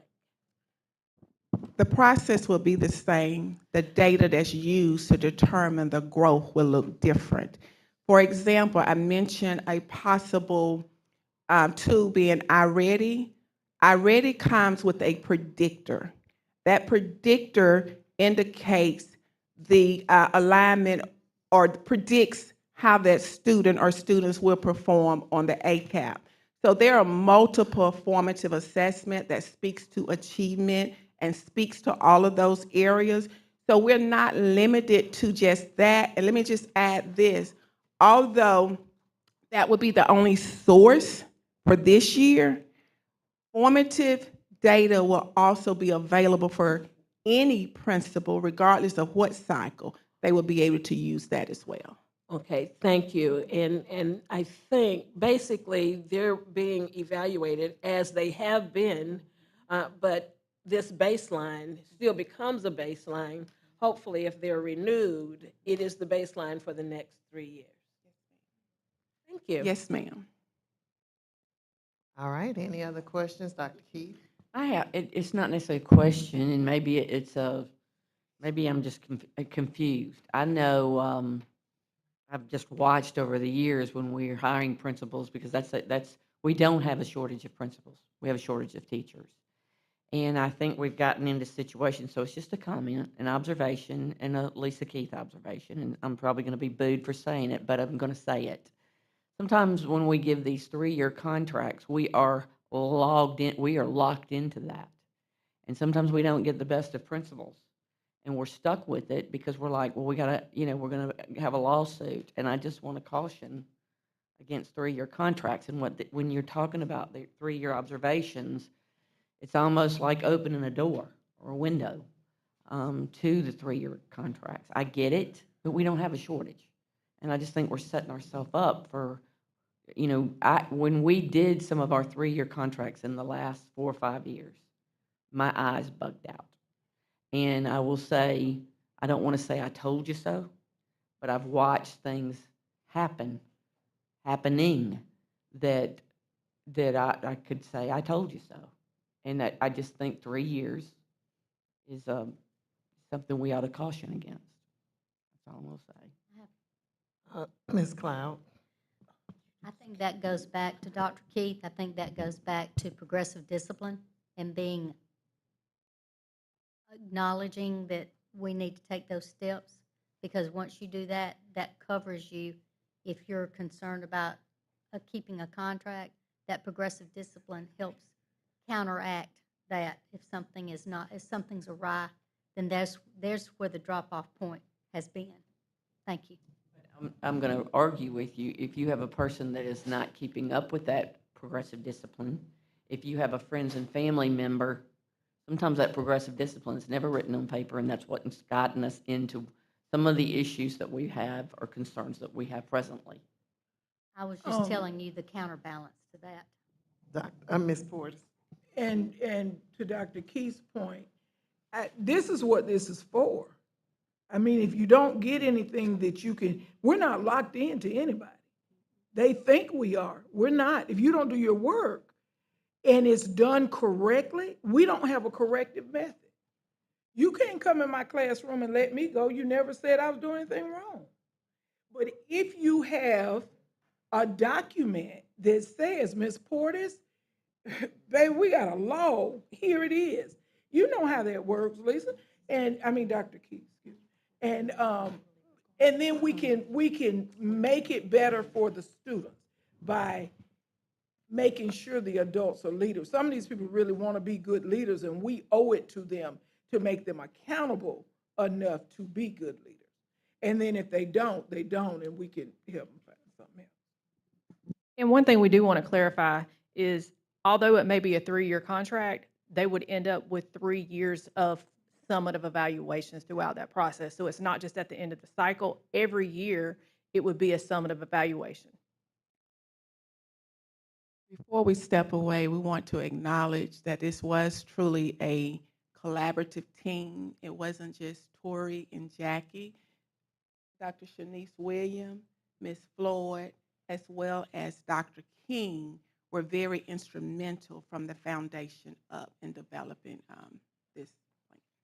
I just wanted to make one comment and just say I applaud you all for all of the work you put in. I do understand the vision behind it. And as they say, good leaders equal good schools. And that's what we're trying to get to. Thank you. And Dr. King didn't have to present. If, board members, if you allow me to make another suspension of the rule, there is one additional thing that was left off of the agenda. It is the AI policy update that will be presented to us by Dr. Powell, and it will be item E. So if I can get a motion to accept the amendment, to suspend the rules to make that particular amendment. Madam President, I move that we suspend the rules for item E. All right, is there a second? I second it. It has been moved and properly second. Any discussion? Hearing none. All those in favor do so by a showing of hands. It's unanimous. Thank you so much, ladies. All right, our next agenda item will be C, transition. Well, we'll go ahead. Not yet, Mr. Powell. Oh, You're later. I mean, I can move it up if you need me to. But we'll have Mr. Jason Isaac, transition of Lamp High School to a Title I, Part A school-wide program. Once again, good evening, Madam President, Dr. Byrd, board members. I do want to apologize. In the last one, I didn't formally introduce myself, even though I believe most of you guys do know me. I'm Jason Isaacs. I'm the Executive Director of Federal Programs. Today, for this portion, I get to talk about the transition of Lamp High School to being a Title I Part A school-wide program. Under the law, ESEA 1114A1A, I know there is a lot of letters in there. I'll simplify it. I did a couple underlines there. Ultimately, what the law says, to get Title I funds, you have to be in an eligible school attendance area, and you have to have 40% or no less than 40% in order to qualify to be a school-wide program. At this time, Lamp High School is 25.95%. So the question comes, how do we transition a school that is under 40% to a school-wide program? Well, the law helped us out with that. So in a different provision, there is a method called the feeder pattern method, and this is allowable for high schools, and it recognizes for a high school that you may not get all the eligibility requirements in it because as they get older, it's harder to get forms back and stuff of that nature.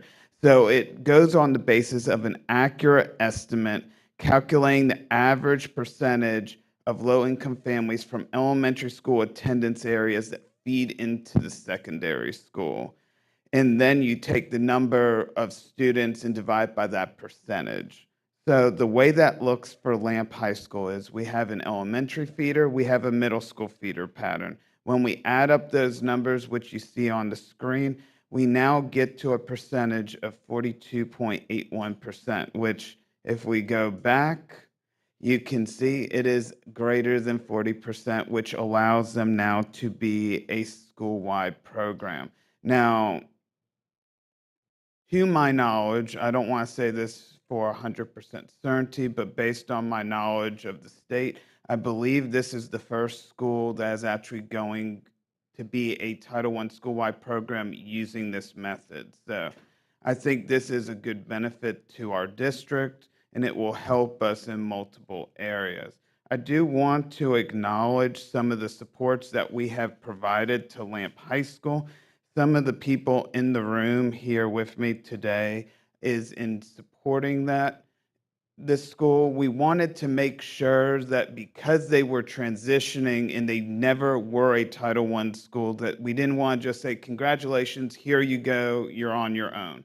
So our office supported them with the development of all the required documents that they needed to have. We also supported them with conducting all of the required meetings. We've so far had 2 Title I, what we're now calling planning meetings instead of parent advisory committee meetings, because we know it takes a full village. It's not just one subsect of stakeholder.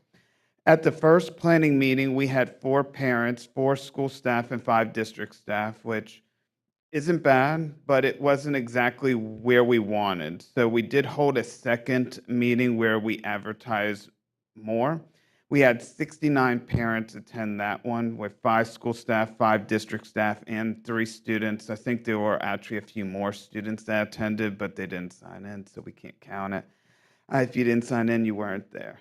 So that was the first 2 meetings. We are holding a 3rd meeting that will take place next week that we are conducting as well. And we are conducting their annual Title I parent meetings, both because of flexibility requirements. We're doing an AM and a PM meeting.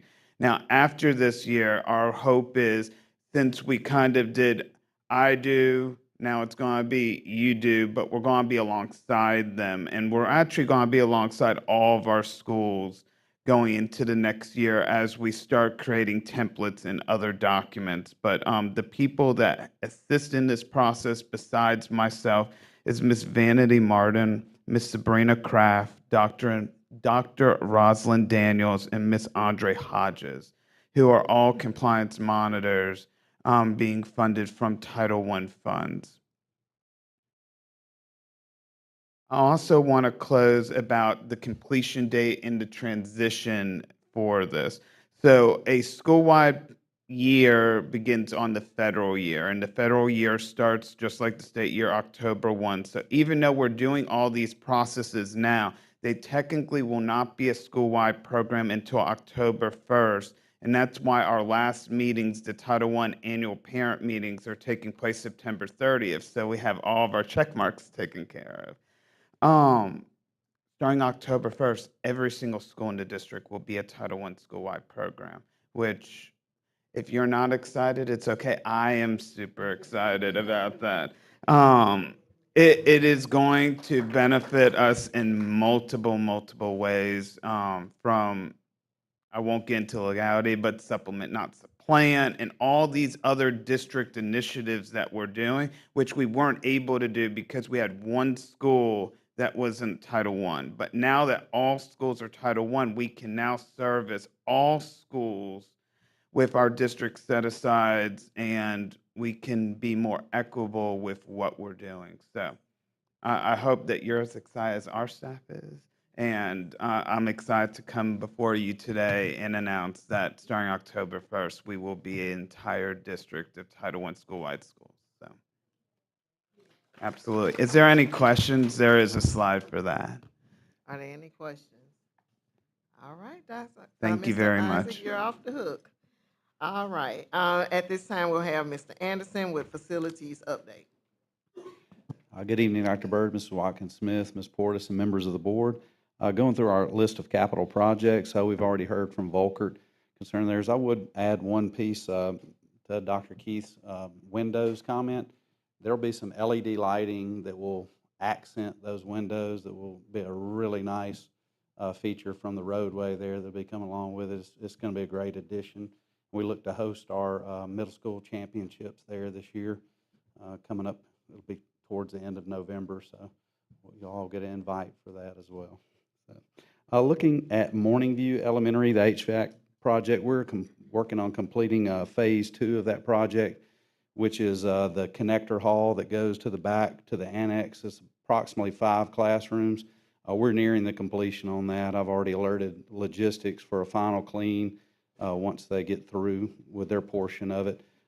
We're looking to connect. If you've noticed, there's a large transformer that's been put in place down on the ground in front of the school. We'll be taking away the overhead power and lines that will be coming into the building.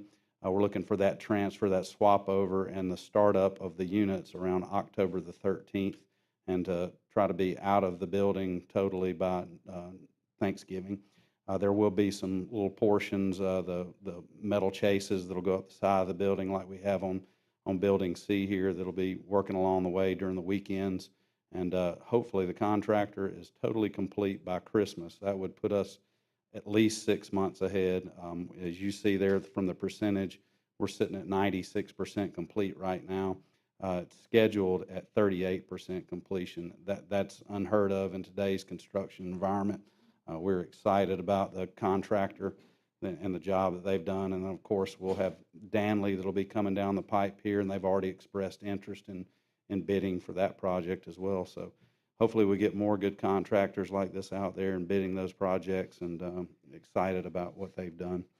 Davis Elementary, they've started really working on the internal pieces of this, some electrical. They have looked at taking a bank of the windows out just to kind of observe and see what the condition of it is. This contractor, again, completed the Goodwin project. And on that project, we noticed too, like the width of the opening there from what we saw on the bottom floor to the top floor were two different things. So they wanted to kind of check those conditions and see what they may be heading into, like what they saw at Goodwin. And again, they're going to try to do as much without disrupting the day through the school year. And then when we get to the summertime, they're going to ramp up like they did at Goodwin and try to knock that project out as well.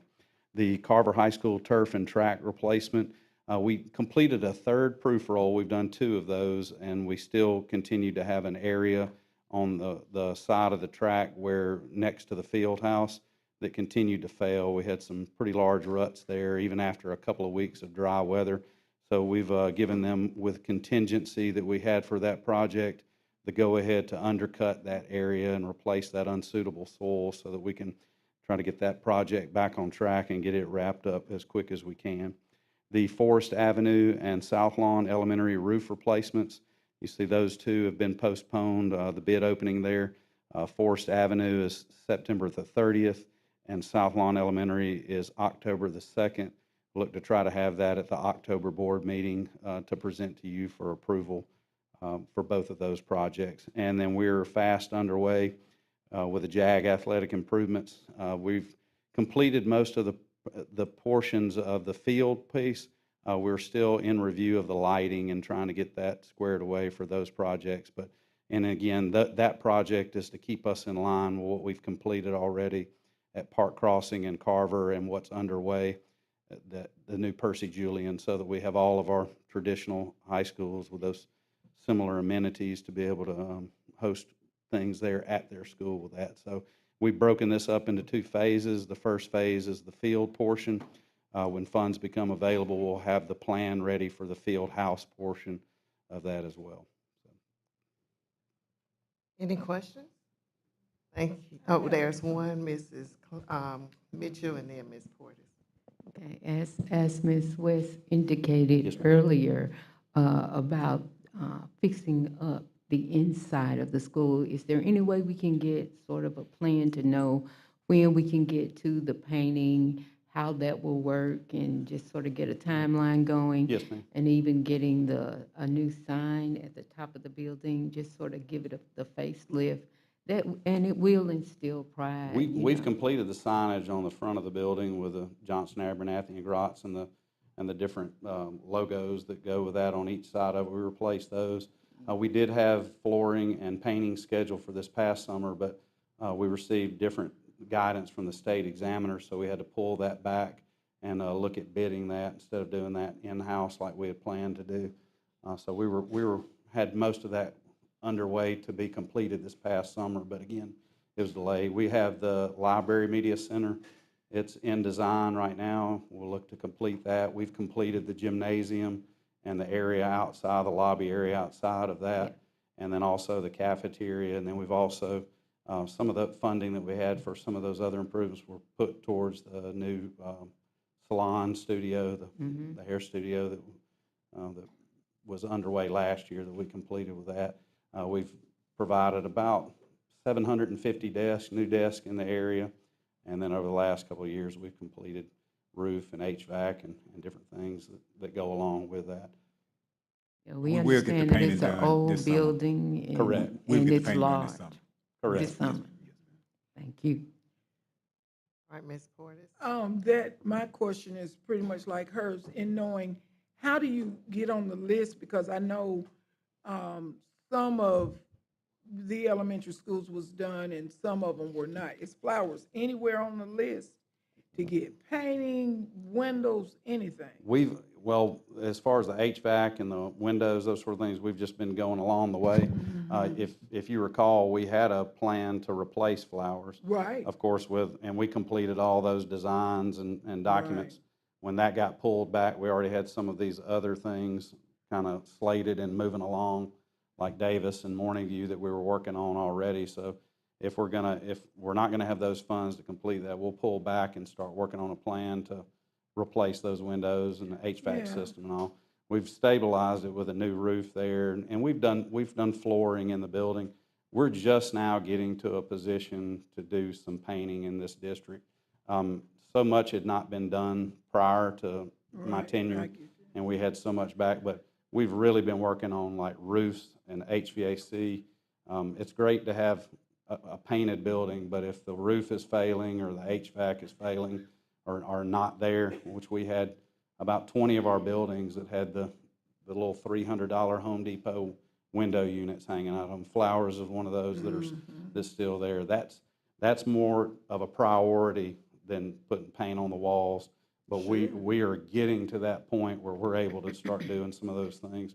We have completed some painting, some of the necessary things like in the cafeteria areas where we were getting health code violations with peeling paint. We've tried to work on some of those areas, but again, the state examiners have passed along new information this past spring, and it's going to be requiring us to bid more of those projects out instead of doing those things in-house. Yeah, we'll take windows over paint because Yes, it'll ma'am. keep the air in. Yes, ma'am. Another question. You know, for safety, you know I don't want to call it a vestibule like in a church, but you know the foyer. Yes, ma'am. Just like where are we with those as eliminating being able to just walk into the school?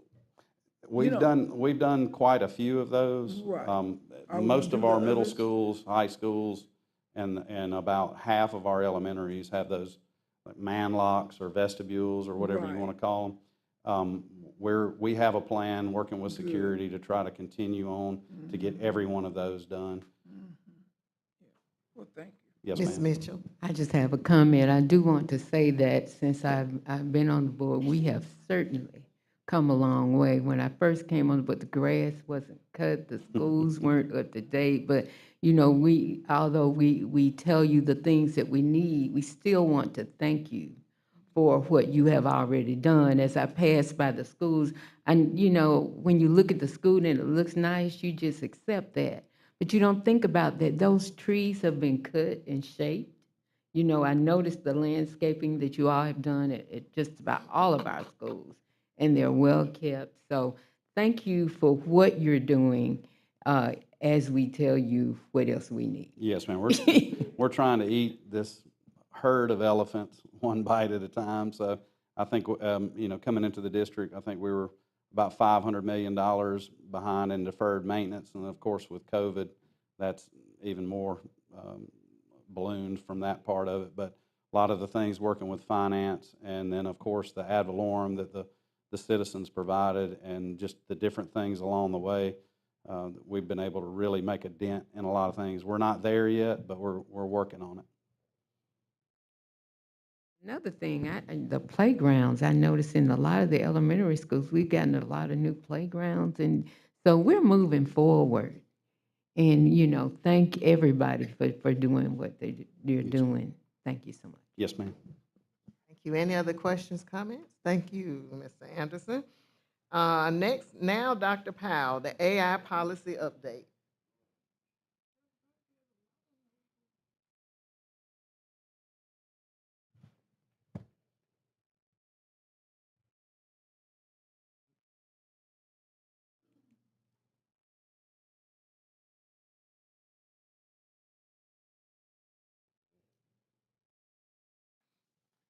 Madam President, Dr. Byrd, board members, good evening. We're going to talk a little bit today about the need for an MPS AI policy. And I apologize, Mr. Isaacs, for jumping the gun. As soon as I heard I was on, it was go time for me. So this is something to which the district needs, but even before we dive into the AI policy that's presented before you today, which is a draft, I want to showcase some analytics as to what Montgomery Public Schools is doing with applications that contain generative AI. And with one of our solutions that does internet content filtering for the district, I'm going to showcase to you some actual applications that are being leveraged throughout the entire day by our students and by our employees as well.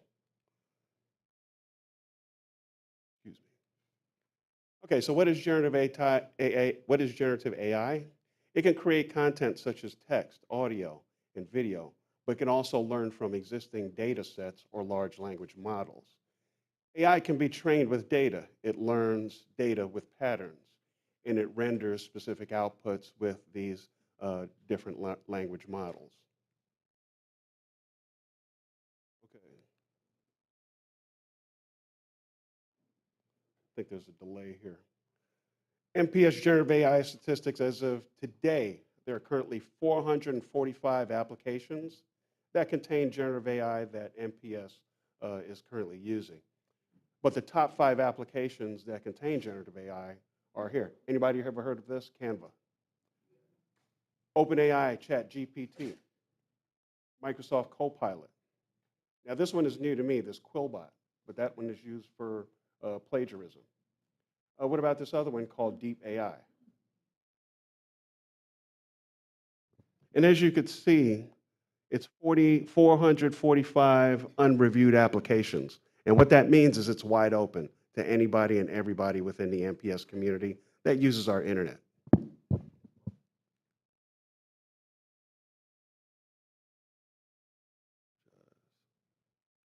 apologize. Okay, so let's talk about Canva here for a second. The identities, 10,253 identities, just equate identities to users. So there have been 10,253 users that have made requests for Canva. As you can see, 78% of that number were from MPS students. The remaining 22% were from MPS employees. But if we look at the top 200 users that made requests over the internet, they were coming from employees. But what does this show me? Canva is an instructional tool. It can create activities. It can create presentations. And 2 professional development sessions ago at Fraser Church, I learned about Canva from Ms. Swanigan, one of our educational technologists. OpenAI ChatGPT. This is also a heavy hitter where 8662 users, out of these users, 78% of the users were from the MPS domain, which means they had an MPS email account. So this was logged within our internet content filtering. 22% of the requests were coming from the employee domain. Out of the top 200 users that made requests for ChatGPT, 99% of them were employees, whereas only 2 individuals out of that 200 were students. But I'd also like to find who those students are, and I'd like to ask, how are you leveraging this? What are you leveraging this for? What type of searches are you conducting? So these are analytics that, once again, in an unrestricted environment, we are seeing, we are collecting, and we are reporting. I apologize. Only got some.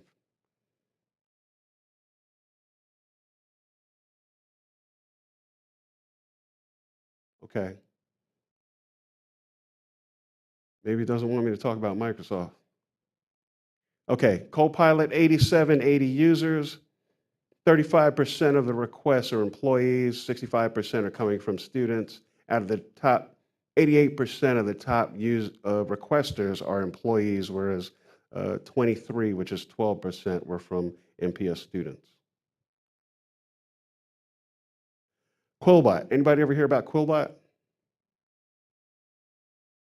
Okay, that is, I would say that's a similarity checker. 628 requests were from Quillbot. 62% of that 628 were MPS students, and 38% were from employees. 198 requests came from MPS employees, whereas 2 were from MPS students. Okay, what do we need moving forward? We need an MPS policy on AI that can promote student safety and security amongst our children. We need to provide rules of the road for AI engagement and how we're supposed to use it. We also need to establish ethical guidelines and promote responsibility. But this is something I also shared with Dr. Bird. MPS needs a data governance committee to discuss intricacies of AI and other software or things that we're going to deploy in projects that contain AI and generative AI. Because AI has the potential, generative AI has the potential to be biased. It has the potential to track. It has the potential to be biased in the fact that it could track you because of maybe the color of your skin, maybe because of the shape of your body or the texture of your hair. But this is why I say the rules of the road, first and foremost, is protecting our students and guiding them with the rules on the road for positive behavior that's conducted when accessing applications that contain generative AI. So before you today is that draft policy, and I'd like to acknowledge a couple of folks here. And there was one gentleman that was here earlier. I don't know if Mr. Watts is still here. There was an AI summit that was headed by Dr. Mackey at the State Department of Education. And Mr. Watts was on that AI policy committee at that summit, attending multiple committee meetings to help drive the template that helped led to this iteration that you have before you today. As a matter of fact, there were two representatives from the district at the time who served on that committee. One of them, as I said, was Mr. Watts, and the other one was yours truly, who jumped the gun before Mr. Isaacs. But why do we need this? We need to promote positive behaviors. Everywhere our students go, they have to emit those positive behaviors when utilizing certain applications that contain generative AI. Using these things responsibly, using them safely. So now is the time, and I think Klaus Schwab said it best. I think it's a World Economic person that coined a specific term called the Fourth Industrial Revolution. Have we heard of it? So what we have to do with artificial intelligence, with generative AI, is we have to prepare students of today for the jobs of tomorrow. So we have to shape what they do today to be mindful and respectful for the things that they do tomorrow with these type of technologies. Because right now, from last week, I just showcased to you, we're up to 445 applications. Last week, it was 441. There's no telling what it's going to be within the next week or the next month or the next year, where we're going to be with generative AI. There are districts in the state that have it blocked all its entirety. Here, it's open. We need those rules of the road in the form of policy. But I'd also like to acknowledge Attorney Powell for help shaping and guiding where this document is today in front of all of you today to help us, once again, shape usage for our students and guiding them with positive behaviors while they're here and when they get that piece of paper and they move on. We want those positive behaviors to come from here. And that's my, are there any questions? Are there any questions? I have one. Okay, And it's Dr. just, Keith. maybe I'm showing my ignorance, but how do you, when you go to like, say, Chat GPT, if a student has an English assignment to do a report on the 8 parts of speech, and they go to Chat GPT and they just plagiarize, they just turn it in, okay? Can I, as a teacher, I'm not, which I'm retired now, but as in that, and that's some of the reason I retired, because this was so above my head. I did, I knew my students, some of my students weren't turning in, they were using ChatGPT. And I bluffed them. I went, you didn't do this. You went to ChatGPT. And of course they admitted it. How do I, if I went and put in the same thing, am I going to get, is ChatGPT going to give person A a paper on the 8 parts of speech and give me the same thing, or am I going to get a totally different thing? Do you understand what I'm saying? When you say positive behaviors, I got lost because I'm like, a lot of this is just plagiarism. Okay. Do you see? And that's what's happening across the whole nation, college, everything. And I've been a professor for years. I've taught computer science. And I've worked for schools that promoted what was called writing across the curriculum. Right. But what we would do is we would set expectations on rules of the road where you're going to put everything concerning written content in your own words. And even in the back of your mind, if you say, my goodness, I think I might have plagiarized, there's nothing wrong with citing original work. Right, source it. They could actually cite it, that they use that, and that's fine. Okay, that's all. But no, I've ran into those instances as well. I've been teaching in higher ed computer science probably since 2007.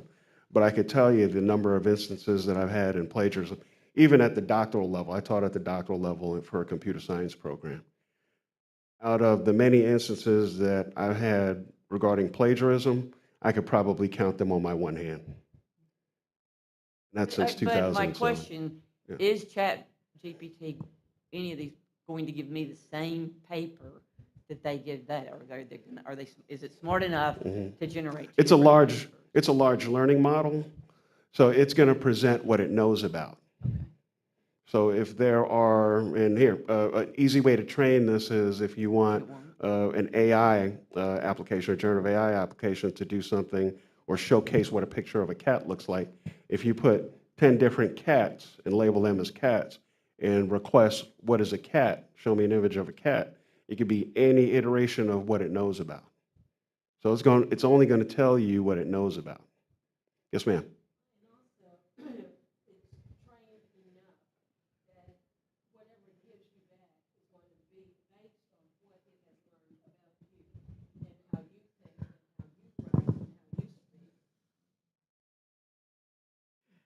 The input of the question you ask and how you ask it has to do with what you get out of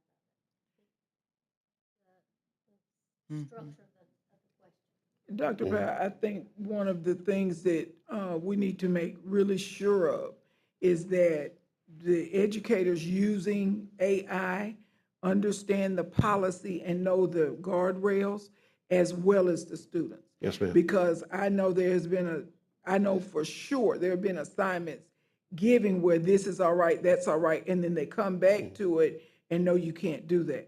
So I think creating a way where we, and not just tell them one time, this is the culture of where we're going. These Yes, ma'am. students will go, like you said, off to school.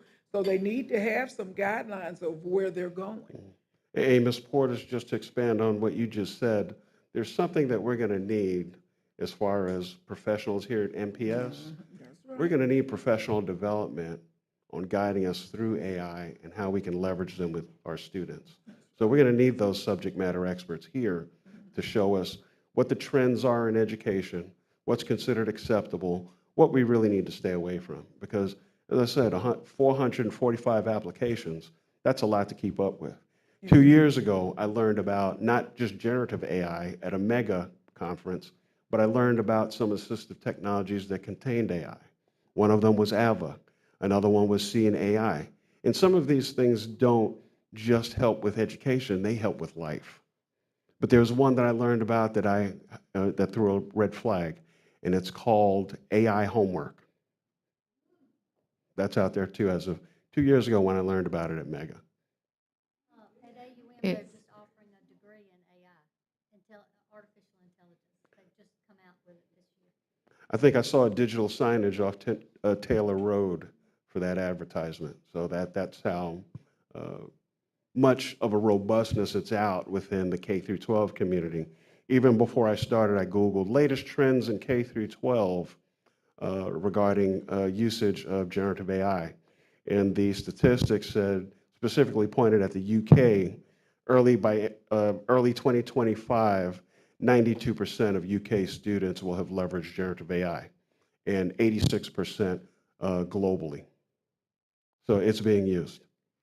It is the way of the future, and we have to stay on top of it and make sure that we have a sound policy, because we will have opportunities that will allow us to invest. We want to make sure that we are teaching our students so that they will be viable representatives of the future. We're not educating them for the past. We must educate our students for the future, and AI is our future. Whether we like it or not, there are going to be some good things about it. There are going to be some bad things about it. And I like what you said, let's teach our students and give them the guidelines so that they'll know how to use AI in the future. Yes. Yes, ma'am. Yeah. Well, if you're asking my perspective, I fixate and I promote critical thinking skills.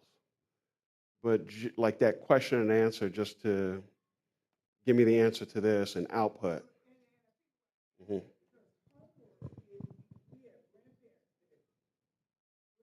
That house teenagers.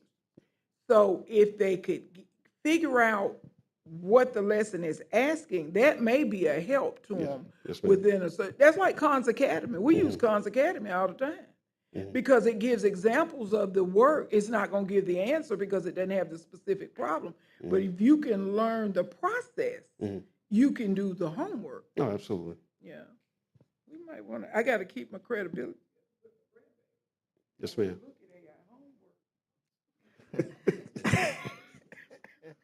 Thank you, Dr. Powell. Yes, ma'am. Our next meeting, work session will be again October the 15th, 2025, following our regular board meeting in Training Room 1. This meeting is now adjourned.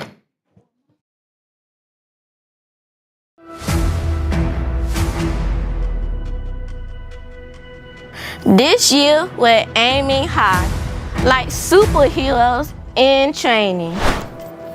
Learning new powers every day. Helping others whenever we can. Because every hero shines bright at MPS. A hero's strength is more than books.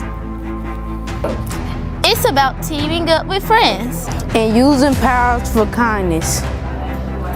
Because superheroes are better together.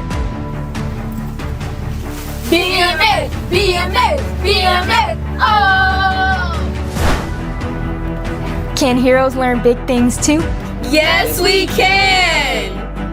Can heroes dream big dreams? Yes, we can! Let's make this our most powerful and impactful year yet.